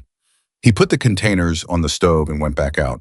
Jack and Mick were talking, actually talking, not the circling, careful conversation of 2 men trying to figure out if they can trust each other, but a direct, practical conversation about the roofing material, the pitch of the barn roof, what the existing fasteners look like. Mick was pointing. Jack was nodding and asking follow-up questions. Dave Fenner was listening to both of them and nodding along with the expression of a man who has sold farm supplies his entire life and is quietly cataloging everything he's seeing. William watched Mick Galloway talk to Jack Dawson and thought about how the world rearranges itself sometimes in ways you couldn't engineer on purpose. Raymond came down from the barn roof. I was covered in sawdust and had a look of focused satisfaction that William was already learning to read, as meaning the hard part of a job was done and the good part had started. He walked directly to Jack and said something brief and specific, and Jack turned to Mick and said something, and Mick walked to his trailer and started measuring a piece of roofing panel. Nobody wasted a word. Nobody wasted emotion. Cody appeared at William's shoulder. He'd washed his hands. William could see the mortar was gone from the creases of his knuckles, replaced by the faint gray stain that doesn't wash out in one go. "South fence," Cody said. "Pete says 3 posts need to come out and go back in. 2 others are borderline. He wants to know if you've got pressure-treated 4x4s in the equipment shed." "Back wall right side," William said. "Should be 8 of them, maybe 10. Cody nodded and turned to go. "Cody," William said. The young man turned back. "Your dad," William said. "The mason. Is he gone?" Cody said. Simple, clean, the one-word answer of someone who's had enough time with the fact that it's become manageable, though never small. "How long?" William said. 6 years. Cody looked at the barn wall at the mortar work he'd just done. "He taught me on a wall like this. Old farm in Kansas. He said the secret to repointing old work is you have to match the lime content of the original mortar or you'll crack the stone." He paused. "I matched it." "I can see that," William said. Cody held his gaze for a second. Then he nodded once, the same nod William had seen from a dozen of these men, the nod that meant something was understood and acknowledged, and didn't need more words than that. He went to get the fence. By 1 in the afternoon, the farm had transformed. Not the way things transform in stories where the change is sudden and complete and lit from a favorable angle. The way things transform in real life, which is messily and incrementally, and with several false starts and one argument about the best way to flash a roofing seam, that Raymond and a man named Gerald had with the particular intensity of two people who are both right about different parts of the same problem. The barn roof was 3/4 done, the new oak beams in and solid the decking going on in sections from west to east. The sound of the hammers had settled into a rhythm that William could feel in his chest from anywhere on the property, a rhythm that was almost musical, that had the quality of something that knew what it was doing. Raymond moved above it all with the authority of a man who has earned the right to that authority through 30 years of work and who wears it lightly because he's never needed to prove it. The east wall was done as William already knew. The south fence line was being rebuilt section by section, Pete directing 3 other men with the methodical focus of someone who understands that a fence is only as good as its weakest post and who is personally unwilling to leave any weak post behind. Tony had the pipe situation under control. William could hear him in the crawl space below the northwest corner of the house, could hear the muffled sounds of work happening in tight spaces. The particular clanging that means pipes being cut and fitted, the occasional instruction called out to someone above him. The plaster crack would still be there until someone could address the interior, but the water causing it would stop. The bank was still there, of course. Harold Briggs's number was still in William's phone, and the timeline Harold had described was still real, and a fixed tractor and a rebuilt barn roof and a solid east wall did not change the math of 11 years of a one-man operation running on margins that had always been too thin. But the thing about a farm is that what you can do is inseparable from what you have to work with. And for the first time in 2 years, William had a tractor that ran. I was standing by the equipment shed, thinking about this, thinking about the specific field he was going to be able to cut in April, that he'd had to leave uncut last year, thinking about the hay yield, running the numbers, in the deliberate, practiced way of a man who has been running agricultural numbers his entire life when he heard the sound. It was a motorcycle engine, just one which was strange, because for the last 18 hours the sound of motorcycle engines had come in multiples in the collective roar of hundreds. One engine sounded almost delicate by comparison. He turned. A man was riding up the access road on a Harley that had seen better decades but was clearly running well-handled, with the ease of someone who's logged more miles than they can count. He was older 70s, maybe with white hair, in the particular posture of someone who has been riding long enough that the machine is just an extension of how they hold themselves in the world. He pulled up, cut the engine, and sat on the bike for a moment looking at the farm. Then he got off slowly with the careful deliberateness of a body that has earned every year of its age and stood. William didn't know him. Jack, who had apparently materialized from nowhere again, was at William's side before the man had taken 3 steps. "Jack," the old man said. "Eddie." Jack's voice was different. Careful. The way you're careful with something you know is fragile. "Heard it on the radio in Billings," Eddie said. He was looking at the farm, not at Jack. "About the storm. About where you boys ended up." He paused. "Figured I'd come see." "Long way in this cold, Eddie?" "Not that long." He finally looked at Jack. His eyes were pale blue, the kind of blue that gets paler with age, and clear in the way of eyes that have seen a great deal and made some kind of peace with most of it. "Where is he?" Jack tilted his head toward William. Eddie turned. He looked at William for a long moment, looked at him the way the truly old sometimes look at people, with a completeness that doesn't need to be quick because it has learned that time is not infinite and therefore nothing in the visual field should be wasted. "You're the farmer," Eddie said. "William Carter," William said.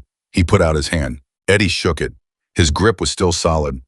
"Edward Morey. I rode with the Angels for 31 years. I'm retired now. I live in a house in Billings, and I drive my wife crazy by being home too much." Something about the way he said it made William want to smile. He managed not to.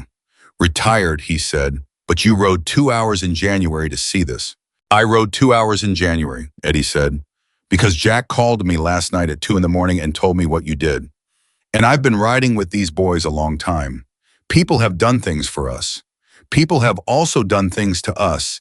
And I know the difference at this point in my life between a man who opens a door because he's not afraid and a man who opens a door because he thinks there's something in it for him." He paused. You opened the door because you're not afraid. I was a little afraid, William said honestly. Eddie looked at him with those pale blue eyes. Good, he said. A man who says he wasn't afraid of any of this is either lying or not paying attention. Jack made the sound that wasn't quite a laugh. Eddie shot him a look. What? Jack said. Nothing. Eddie said the exact tone of a man who has been saying nothing to Jack for 30 years and meaning something.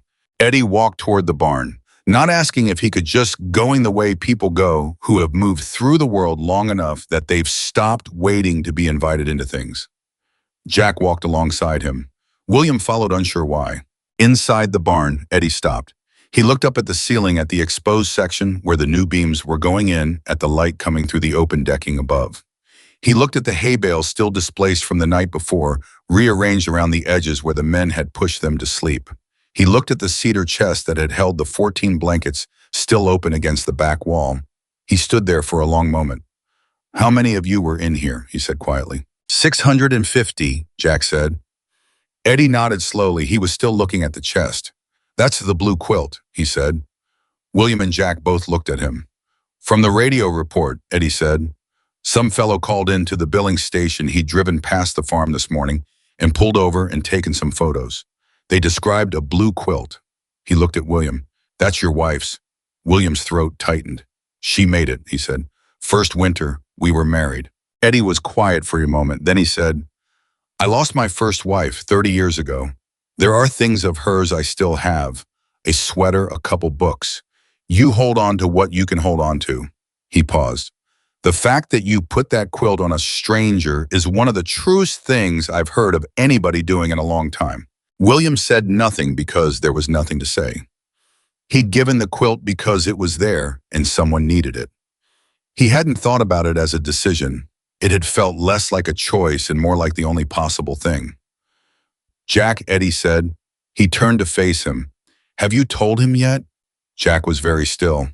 Told him what? He said in a voice that was almost but not quite flat. About the fund, Eddie said. The word landed in the barn the way certain words land, not loudly but with weight, settling into the space and changing the atmosphere. William looked at Jack. Jack looked at Eddie with an expression that was somewhere between reproach and inevitability. The expression of a man who had been planning to do something in his own time and has just had that option removed by someone who has known him too long to be patient about it. What fun, William said. Jack turned to him. He took a breath, the particular breath of someone who is about to say something they want to say, right? Who is calibrating as they breathe. Last night, he said, when you went to the house to get supplies, I talked to some of the guys, and some of them talked to some other guys. And some calls got made to people who weren't here. He paused. We have a fund, the club. It's not charity. It's for situations like this. What situations? William said. His voice was careful. Situations where somebody does something for us that matters, Jack said. And we have the means to respond to it properly, and we want to. He held William's gaze. It's not a large amount of money.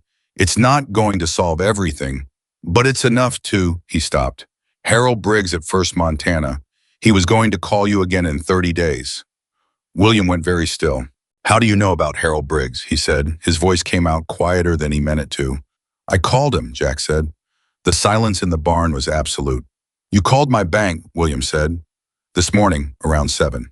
And said what exactly? Jack met his eyes directly the way he met every difficult thing head on, without flinching, but also without aggression.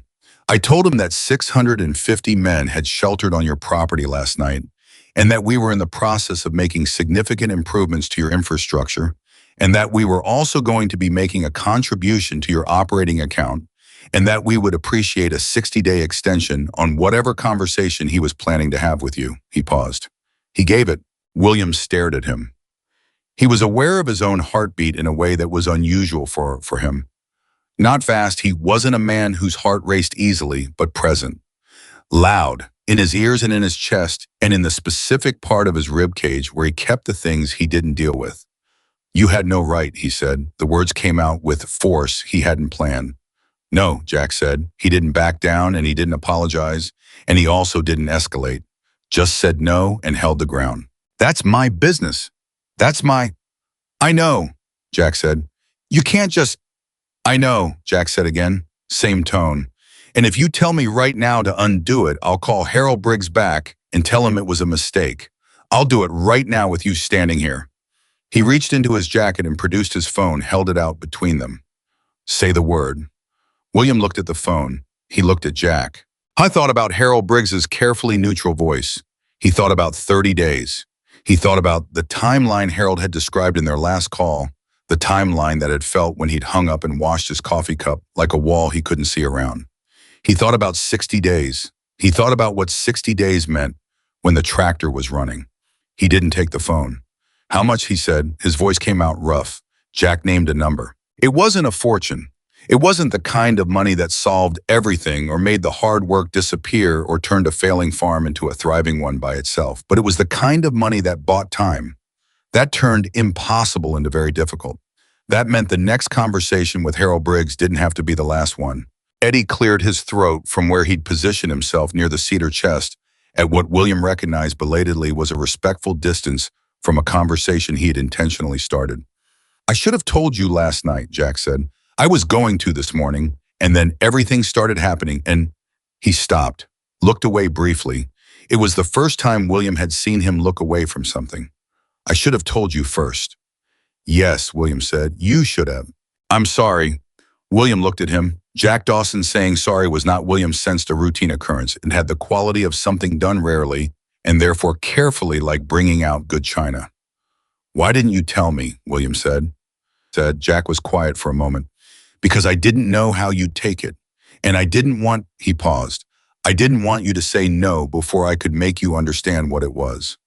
What is it? William said. Tell me right now what it is. Jack looked at him steadily. It's 650 men deciding that what you did last night is worth something, that it deserves a response proportional to what it was. He let that sit for a second. You didn't give us the minimum, William. You gave us everything you had. The blankets, the food, the barn. You sat up all night in the cold by the door. You went back to the house for supplies. You told me about the bank because you were tired, and it came out and you stood there and didn't take it back. His voice was even and direct and completely without performance. So, this is us giving you everything we have. It's not the same amount, but it's all of it. The barn was quiet. From above, muffled by the decking, the sound of Raymond's voice.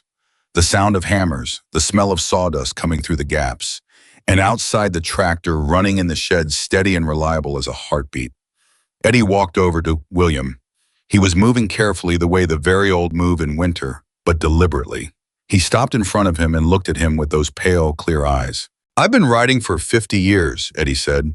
I've seen this club do things people wouldn't believe. I've also seen it do things I'm not proud of. Both are true, and I'm not going to pretend otherwise. He paused. But I have never in 50 years seen what happened last night. Not anywhere, not once. He put his hand briefly on William's shoulder, just a second, just long enough to be felt. You gave us something. Let us give it back. William looked at the cedar chest, at the space where the blue quilt had been. He thought about Margaret saying the barn was the most important thing. He thought about Daniel, age 8, picking up a tool. He thought about 11 years of Harold Briggs and cracked sole boots and 4 chairs around a table built for 4. He thought about a sparrow in the rafters moving in the dark before sunrise, getting ready for a morning that hadn't started yet. All right, he said. His voice was barely above a steady. Jack put the phone away. Nobody said anything for a moment, and then Eddie made a sound that was absolutely a laugh, dry and brief and real, and said, Good. Because Raymond's been up on that roof for 4 hours and he gets difficult when he hasn't eaten. William almost laughed. It came out something like a laugh, close enough. He went to get the food. Carol's chili was ready by the time he got back to the farmhouse, and he carried it out in the largest pot he owned, and someone had set up a makeshift table from sawhorses and a piece of plywood that had appeared from somewhere, and by the time William got the food to the table, there were already men lining up with the discipline of people who know how to form a line, and the genuine hunger of people who've been working hard in cold air since before 8 in the morning. Carol was already there. She'd arrived without William noticing. She had apparently made 3 trips from her SUV, and she was directing the food distribution with the authority of a woman who has fed difficult people in difficult situations for 40 years and has run out of things to be intimidated by. Mick Galloway was eating a bowl of chili and talking to Pete, the man who'd been working on the south fence, and from the look of their conversation, from the nodding, the pointing, the practical, back and forth, they were discussing fencing technique. Mick had been putting up fence on Montana property for 30 years. Pete had apparently done so across 11 states. William watched a hardware store owner and a Hells Angels fence man find common ground over cattle wire specifications and thought about the word impossible and how inaccurate it usually is. Dave Fenner appeared at his elbow. William, he said. He had the particular manner of a man who has been building up to something. I've been thinking about spring. William looked at him. What about spring? Your hay operation, Dave said. You've been buying in for 2 years, since the tractor went. He paused. If that machine's running by April, it'll be running by April, William said. Dave nodded. I want to work out a deal. Supplies at cost, fertilizer prepay. I carry the balance to harvest. He said it quickly in the efficient way of a man who has thought out an argument and is delivering it before someone can object. I've been carrying your account for 2 years already. Might as well carry it in a direction that actually works. William stared at him. Dave?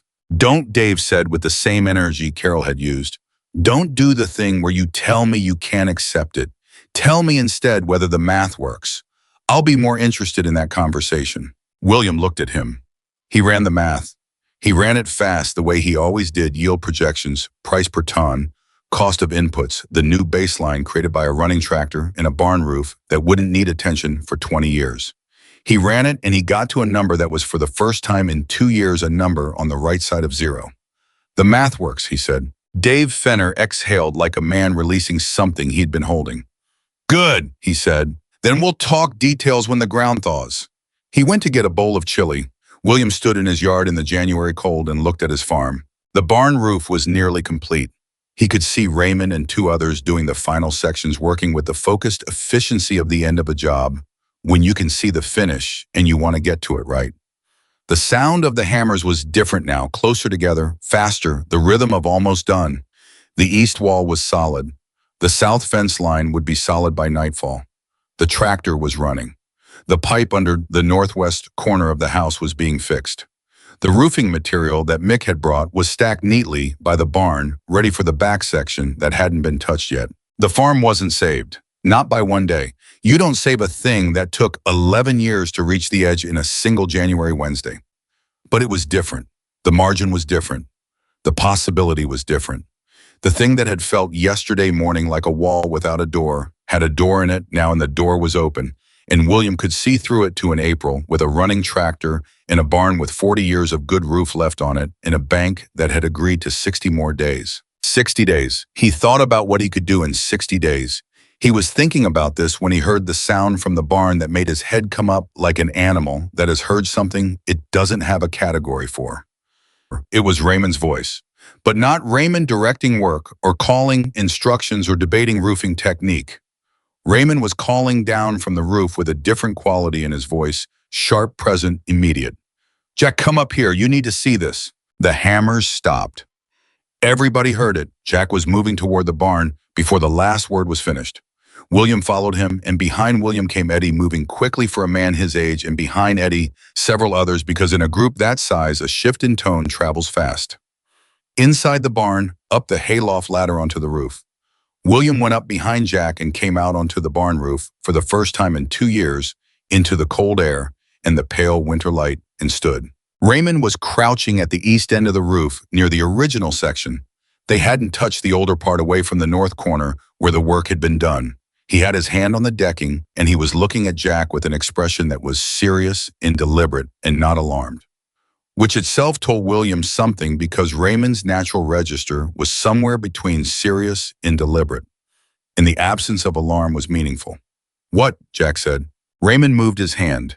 Under it, visible now, was a piece of the old decking that had been loosened by the work, not damaged, just loosened, shifted enough to reveal what was underneath.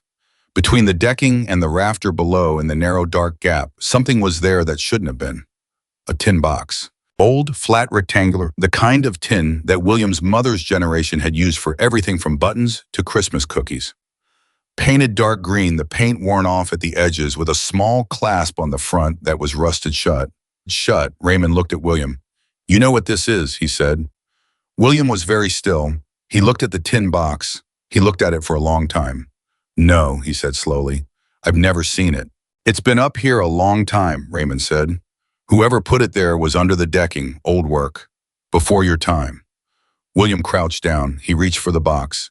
His hand was steady, which surprised him because his chest was not steady at all. He picked it up. It was lighter than it looked.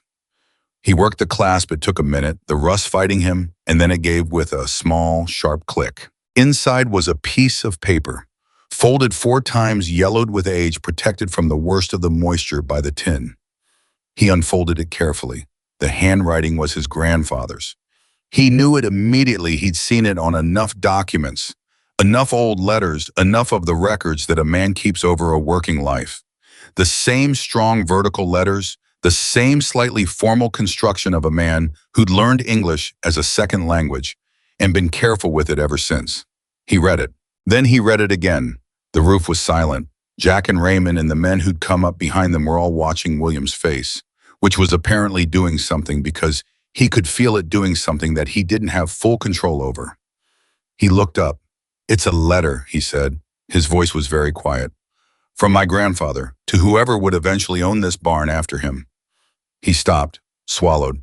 He wrote it the winter he built the barn, 1931. He was 26 years old. Nobody spoke. He says, William stopped again, looked at the paper, looked at his grandfather's careful handwriting, 90 years old, preserved in tin, under the decking of the barn built to outlast them all. He says he built this barn to stand for 100 years. He says the farm will have hard years and good years, and the trick is to survive the hard ones well enough that you're still there for the good ones. He paused. He says if you're reading this, you made it. You're still here. The barn is still standing. He says that's all he ever wanted, for someone to still be here. The wind moved over to the roof. Somewhere below, the tractor was still running. The winter light was flat and clean and went on forever. Jack was looking at him. Raymond was looking at him. Eddie, who'd made it up the ladder despite everything, was standing at the edge of the group with his arms crossed and his pale eyes bright. William folded the letter carefully. He put it back in the tin. He closed the clasp. He stood up on his grandfather's barn roof in January in Montana with 650 men who'd come to fix what was broken, and he looked out over the white fields his grandfather had broken in 1921 with a horse and a prayer, and he thought, I'm still here. The barn is still standing. He made it. He thought about Daniel. I thought you would have loved this. You would have been the first one up here. You would have found this tin before anyone else, and you would have read it out loud in that voice. You had the one that made everything sound like it was the most important thing ever said, and you would have been right, and I would have pretended to be calmer about it than I was. He pressed the tin against his chest, just for a second. Then he turned to Jack. Come down, he said. There's food, and we've got work to finish before the light goes. Jack looked at him for a long moment with those wolf eyes that saw everything and gave nothing away that wasn't meant to be given, and then he nodded and turned toward the ladder. William looked out once more over the farm. Still here, he said, quietly, to himself, to his grandfather, to Daniel, to all the years. Then he followed Jack down. The light was going by 4:30. In January in Montana, the light doesn't linger. It doesn't give you a gradual sunset or a graceful transition. It just starts pulling back around 3 in the afternoon, and by 4, it's making promises it won't keep, and by 4:30, it's gone. And the cold that comes in behind it is different from the daytime, cold deeper, more serious, the kind that means business. Raymond came down from the barn roof at 4:20, with the particular satisfaction of a man who has finished what he started. Not relaxed, Raymond didn't appear to have a relaxed setting, but settled. Complete. He walked to where William was standing by the equipment shed, and he said without preamble, Roof's done. William looked at the barn. He'd been looking at it on and off all day, watching it come back to itself. Section by section, the new decking bright against the old. The oak beams invisible now, but present in the way that structural things are present, not seen but felt, the confidence of a building that knows it's being held up properly. He'd watched the last section go on an hour ago, watched Raymond walk the entire surface, checking every fastener, watched him crouch at the north corner where the tarp had been, and put both hands flat on the new decking and hold them there for a moment the way a doctor confirms a pulse. Done, William said. 20 years minimum before you touch it again, Raymond said. Probably 30. The oak will outlast both of us. William nodded. He felt the words go somewhere deep. 20 years. 30. The future as a real place again rather than an abstraction. Raymond, he said, yeah. My grandfather cut those original beams from timber on the north slope. Raymond looked at him, waiting. I want to take you up there sometime, William said. When the ground's clear. Show you where they came from. He paused. If you ever come back this way. Raymond was quiet for a moment. Then he said, I'll come back this way. He said it the way William said things when he meant them, without decoration, without conditions, as a plain statement of what was going to happen. They stood together in the fading light, and the barn stood in front of them, solid and whole, and for the first time in more winters than William could comfortably count. The north corner of the roof was just a corner. Not a worry, not a slow emergency, just part of the building doing what it was supposed to do. The men began to gather. Not on instruction, not because anyone called them in. The way groups gather at the end of a day of shared work, drifting in from the fence line in the equipment shed in the house, the momentum of purpose, winding down into the natural collection of people who have spent hours working toward the same thing and know it's finished. They came in ones and twos, carrying tools, brushing sawdust off their jackets, running cold hands together. Someone stoked the remains of the fire near the equipment shed, and the group organized itself around the warmth, the way humans have organized themselves around warmth since the beginning of everything. William stood at the edge of it and watched. 650 men. He'd been counting them in units since last night, the practical units of shelter and food and logistics. Now for the first time he tried to see them whole. The gray-bearded man who'd positioned himself as William's interpreter for most of the day, and whose name turned out to be Frank. Bobby, who'd rebuilt the tractor's transmission with a gear blank in love, and was now explaining some aspect of the operation to two men who were listening with the focus of people who planned to remember this. Cody, who'd repointed the east wall with his father's technique and was sitting quietly at the edge of the fire with the particular stillness of someone living inside their own thoughts. Pete, who'd rebuilt the south fence line post by post with a stubbornness that William recognized as kinship. Tony, who'd emerged from under the house an hour ago covered in crawlspace grime and announced to no one in particular that the pipe was done and the northwest corner would be dry before spring. And Jack, always Jack, at the center of everything, without appearing to be moving through the group, with the quiet efficiency of someone who has been responsible for large numbers of people for so long that management has become instinct. Jack caught William's eye across the fire. He tilted his head slightly. Come over here. William went. They stood a little apart from the group, close enough to the fire to feel it, but far enough that the conversation was their own. We'll ride out tomorrow morning, Jack said. Early, before 7 if the road's clear. William nodded. He'd known this was coming. You couldn't keep 650 men on a working farm indefinitely, and the work was done, and the road had been clear since 10 in the morning. Tomorrow was the right time. He knew it was the right time. It didn't make the knowing easier. You've got my number, Jack said. You gave it to me at 2 in the morning, William said. I wasn't sure you'd remember. I remember everything I do at 2 in the morning, Jack said. Usually it's the things I regret most, but this one's different. He paused. You call me for anything, the bank, the tractor, the fence, anything. You call me and I'll figure out what to do about it. William looked at him. I've been figuring things out by myself for 11 years.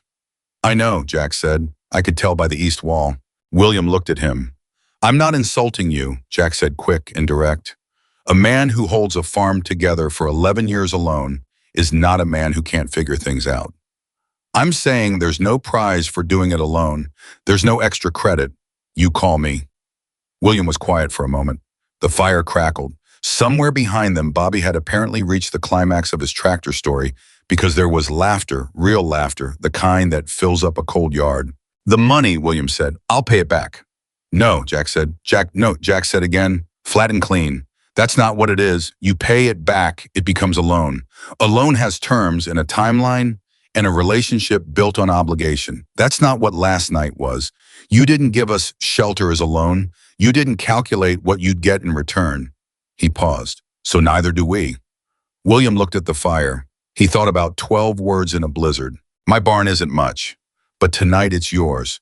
He hadn't calculated anything when he'd said it. It was simply the truth of the moment. He had something, they needed something, and the distance between those two facts was shorter than the distance back to his warm house. That was all. All right, he said. All right, Jack said. They stood together in silence for a minute, which was its own kind of conversation. Then Jack said the tin box. William had it in his jacket pocket. He'd carried it all afternoon. He was aware of its weight against his ribs with every step, the specific weight of something precious that you're not ready to put down yet. What are you going to do with the letter? Jack said. Frame it, William said. He said it without having decided it and then immediately understood it was true. Put it in the farmhouse, in the kitchen. He paused. I have 4 chairs at that table. I've only ever needed one. I think it's time the other 3 had something to justify themselves. Jack looked at him with those eyes. You gonna start having people to dinner, William? I don't know, William said. Maybe.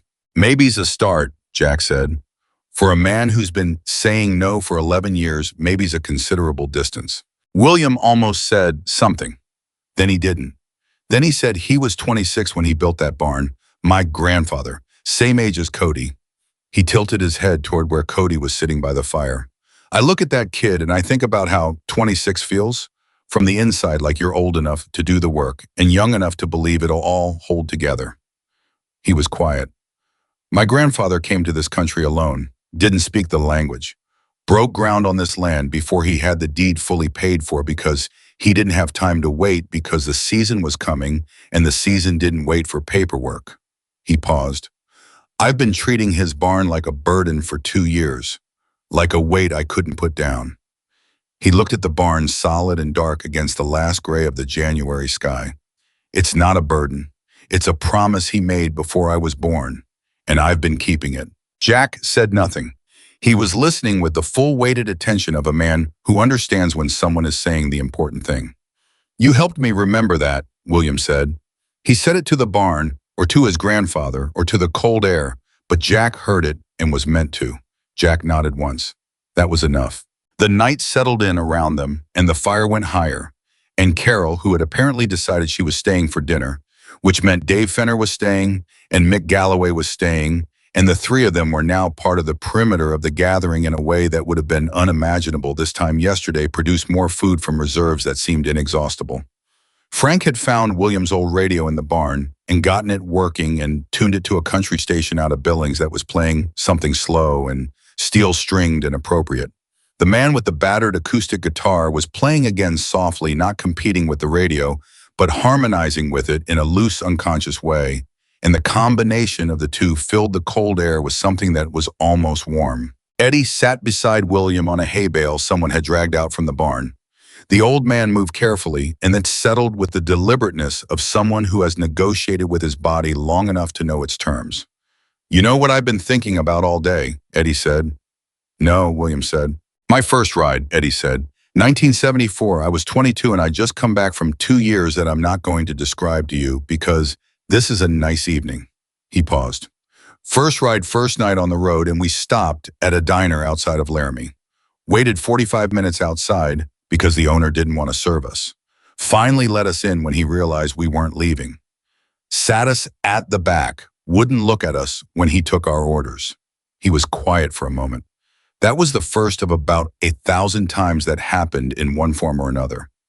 You stop expecting anything different after a while. You start carrying that expectation everywhere you go, the expectation that the door is going to be closed. He turned to look at William, and then last night. William looked at the fire. I heard about it this morning, Eddie said, and I drove 2 hours in January because I needed to see with my own eyes what a man looks like when he doesn't have that door-closing reflex. When he just opens it. He paused. You know what you look like? I don't know, William said.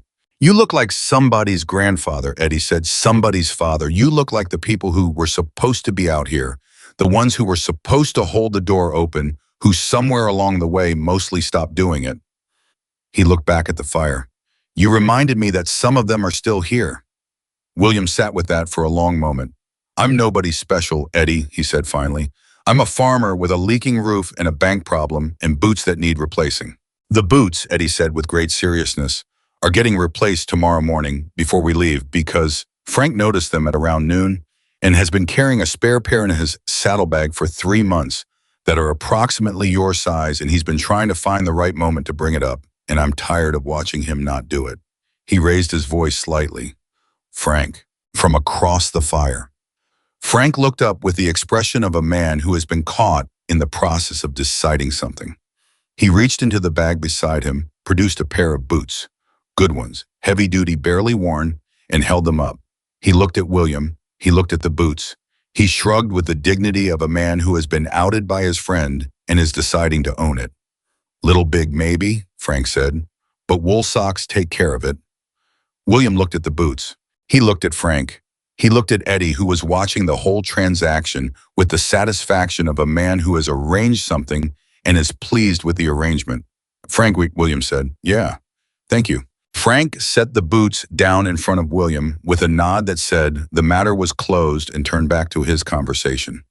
He was already talking about something else before the last boot touched the ground, which was either rudeness or the specific grace of a man who is given something and doesn't need to watch you receive it. William picked up the boots.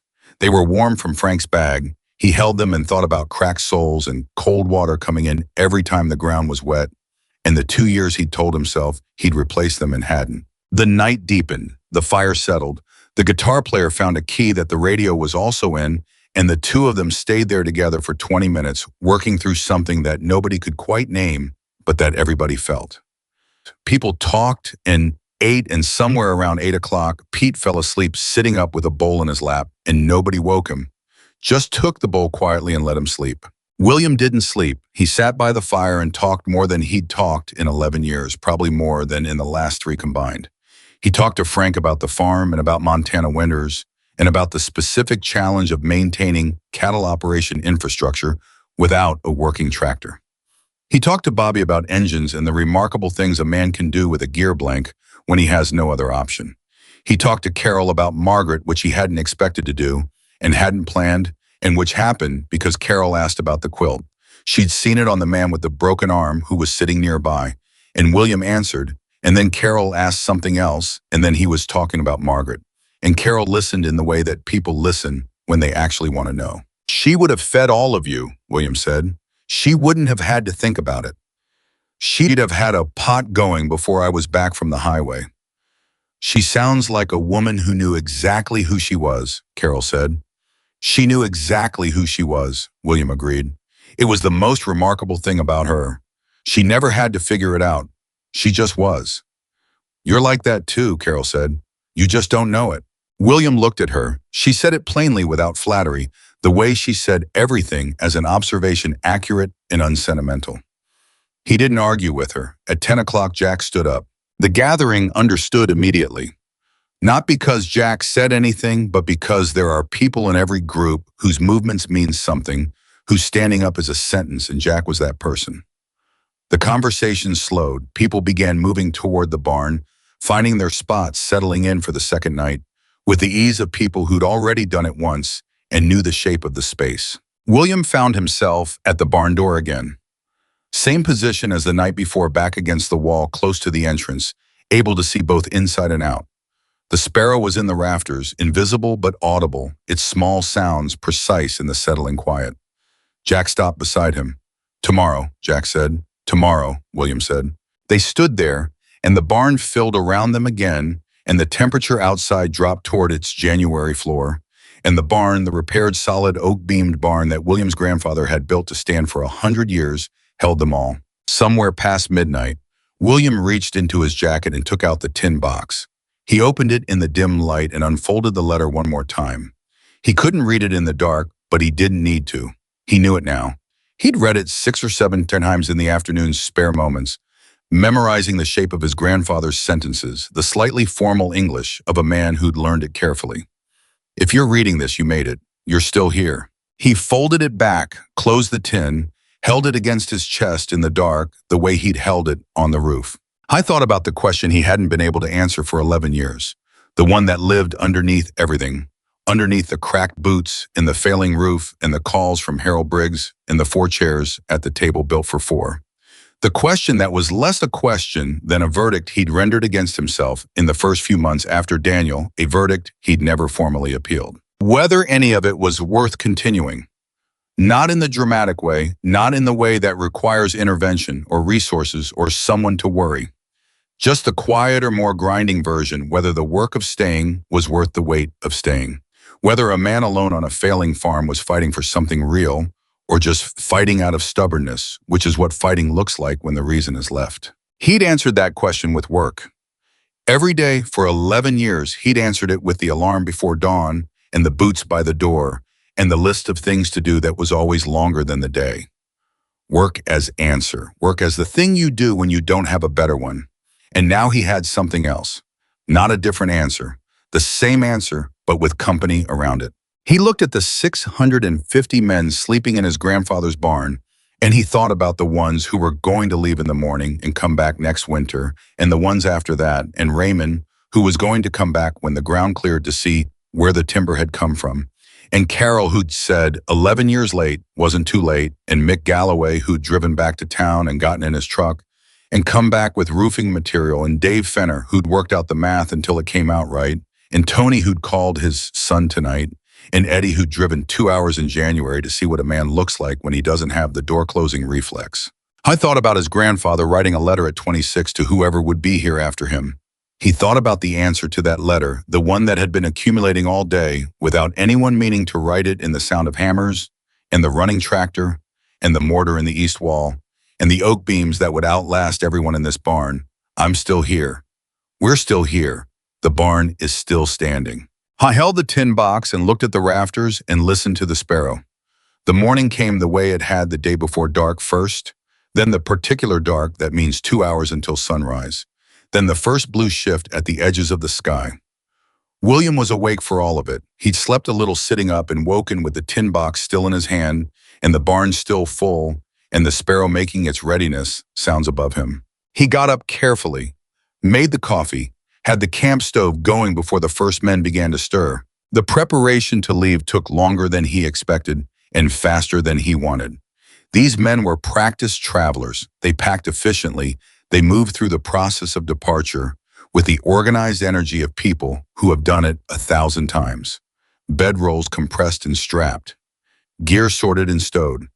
Motorcycles pulled out to the yard, one by one, engines warming in the cold January air. The sound of them waking up, that collective sound William had heard yesterday morning and identified as an entire creature coming out of hibernation. He heard it again today and understood it differently now. Not a creature waking, a family waking, a large, complicated, improbable leather-jacketed family that had materialized in his barn out of a blizzard and rebuilt his grandfather's legacy and sat around his fire and eaten Carol's chili and told him to call them for anything and meant it. Every one of them meant it, and were now preparing to ride away on the county road that the plow had cleared 2 days ago. William stood by the barn door with his coffee and his new boots and his tin box in his jacket pocket and watched them go through the business of leaving, with the particular ache of a man who has discovered he was more lonely than he knew and is now standing at the end of the discovery, wondering what comes after it. Jack found him at 6:45. 15 minutes, Jack said. William nodded. Jack looked at him, looked at the farm, at everything that had changed, which was visible in every direction you chose to look. You going to be all right? William considered the question honestly, the way Jack asked everything honestly, without performance or deflection. Better than I was, he said. A lot better than I was. That's all I needed to hear, Jack said. He reached into his vest, the leather vest with the patches, the one he'd been wearing since the night William had first seen him on the highway shoulder, and he took something off it.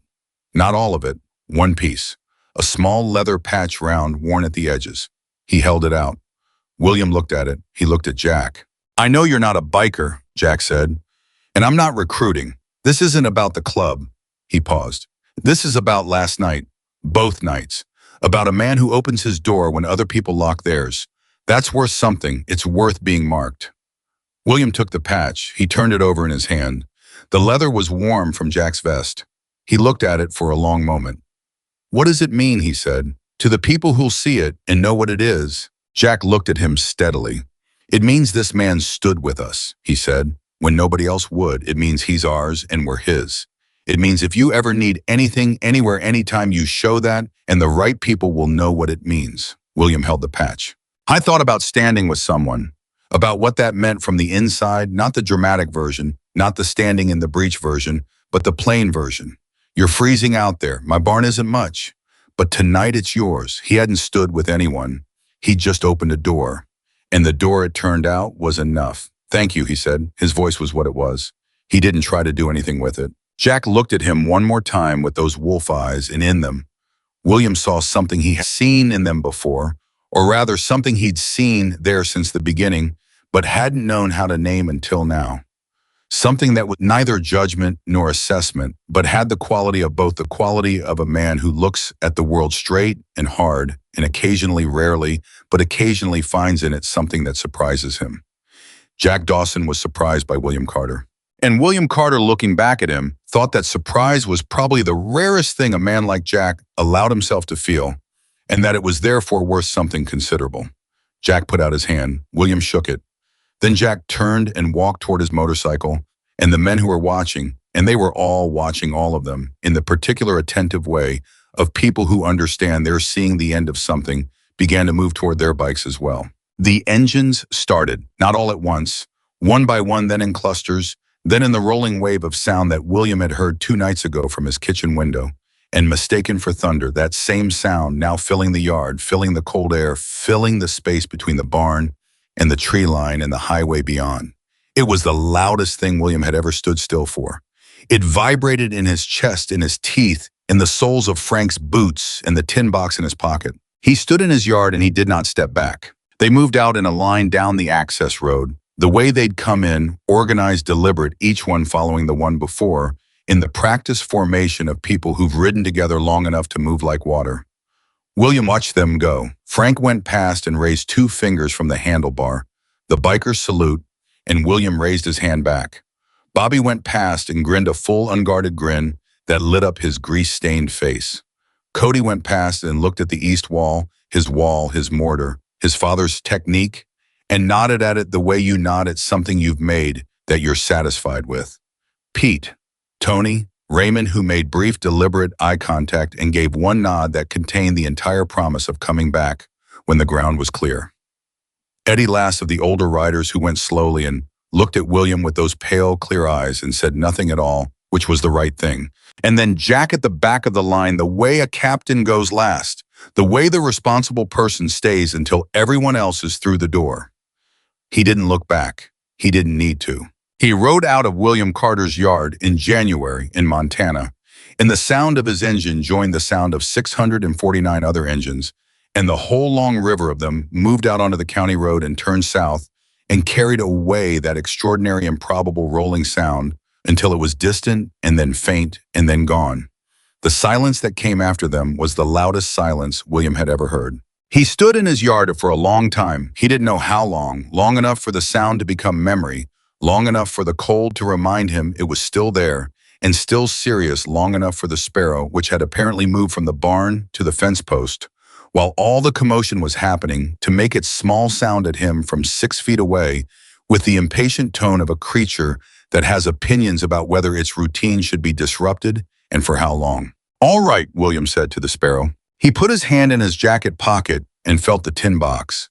He put his other hand in the other pocket and felt the leather patch. He looked at the barn's solid hole, the new decking, bright in the January light, the north corner, just a corner again. He looked at the east wall. He looked at the south fence line, clean and straight where Pete had rebuilt it. He thought about the pipe under the northwest corner that Tony had replaced in a crawl space in January without complaint. He thought about the tractor in the shed running. I thought about Harold Briggs in 60 days and the math that finally for the first time in 2 years came out on the right side of zero. He thought about his grandfather's letter. He unzipped his jacket and took out the tin box and opened it and read the last line one more time. Standing in the January yard, in the cold, in the silence, in the particular light of a Montana winter morning that doesn't apologize for anything. If you're reading this, you made it. You're still here. He folded the letter, closed the tin. He looked at the barn. He looked at the farm, his grandfather's farm, his father's farm, his farm, at every acre of it, at the fields that would green up in April when the ground thawed and the tractor ran, And the hay grew back at the fence line, straight and true on the south boundary at the house with its northwest corner. Finally sound at the kitchen with its table built for four and its four chairs that were going to start earning their place in the world. He breathed in the cold air, clean and sharp, the air of a place that belonged to him and that he belonged to, and he understood, standing there, that the worst thing about the last 11 years hadn't been the loneliness or the failing margins or the cracked boots or the bank calls. The worst thing had been the quiet, grinding belief that none of it was going to be enough, that he was fighting a losing fight, and the only honorable thing was to fight it anyway alone until it was over. That belief was gone, not because the problems were gone. Harold Briggs's number was still in his phone. The farm still had years of hard work ahead of it. The land didn't get easier just because good things had happened on it. But the belief that he was alone in the fight was gone, and without that belief, the fight was different. Fundamentally, completely different. The kind of different that changes not what you're doing, but whether you believe it's worth doing, and that is the only difference that has ever mattered. 650 men had come into his barn out of a blizzard and gone out again into January and left behind a fixed roof and a running tractor and a straight fence and a sound foundation and 60 days of breathing room and a leather patch and a promise. And William Carter, 54 years old, on his family's farm in rural Montana, who had put on a cracked-soled pair of boots 2 nights ago and walked into a blizzard because people were freezing and he had a barn, stood in the cold morning silence and understood something his grandfather had known at 26 on a piece of ground he didn't even own yet, that the barn was a promise, that the promise was keep going. That keep going, when you say it to the right people at the right moment, becomes something larger than you intended. Larger than you could have planned, larger than any one person standing alone in a yard can produce from their own reserves. It becomes a story that travels. He put the tin box back in his pocket. He put his hand on the barn door, the big door, the one he'd opened 2 nights ago in a blizzard, the one that had started all of it. He felt the cold of the wood under his palm, the realness of it. He pushed it open. He went inside. The sparrow followed him in, found its rafters settled. And William Carter, who had opened a door in a storm and accidentally built a family out of strangers, started his morning the way he'd started every morning for 30 years before the sun, with the work in the barn his grandfather built to last 100 years, which was still standing, which was still standing, which was going to keep standing. Because some doors once opened never close again, and the family that walks through them stays not out of obligation, not out of debt, but out of the only force powerful enough to hold people together across miles and years and every kind of difference the world can manufacture between them. The same force that made a 26-year-old Norwegian immigrant write a letter to a stranger he would never meet, fold it 4 times, put it in a tin box, and hide it in the rafters of a barn he built with his own hands. Not as a message, as a faith that someone would still be there to read it. And someone was.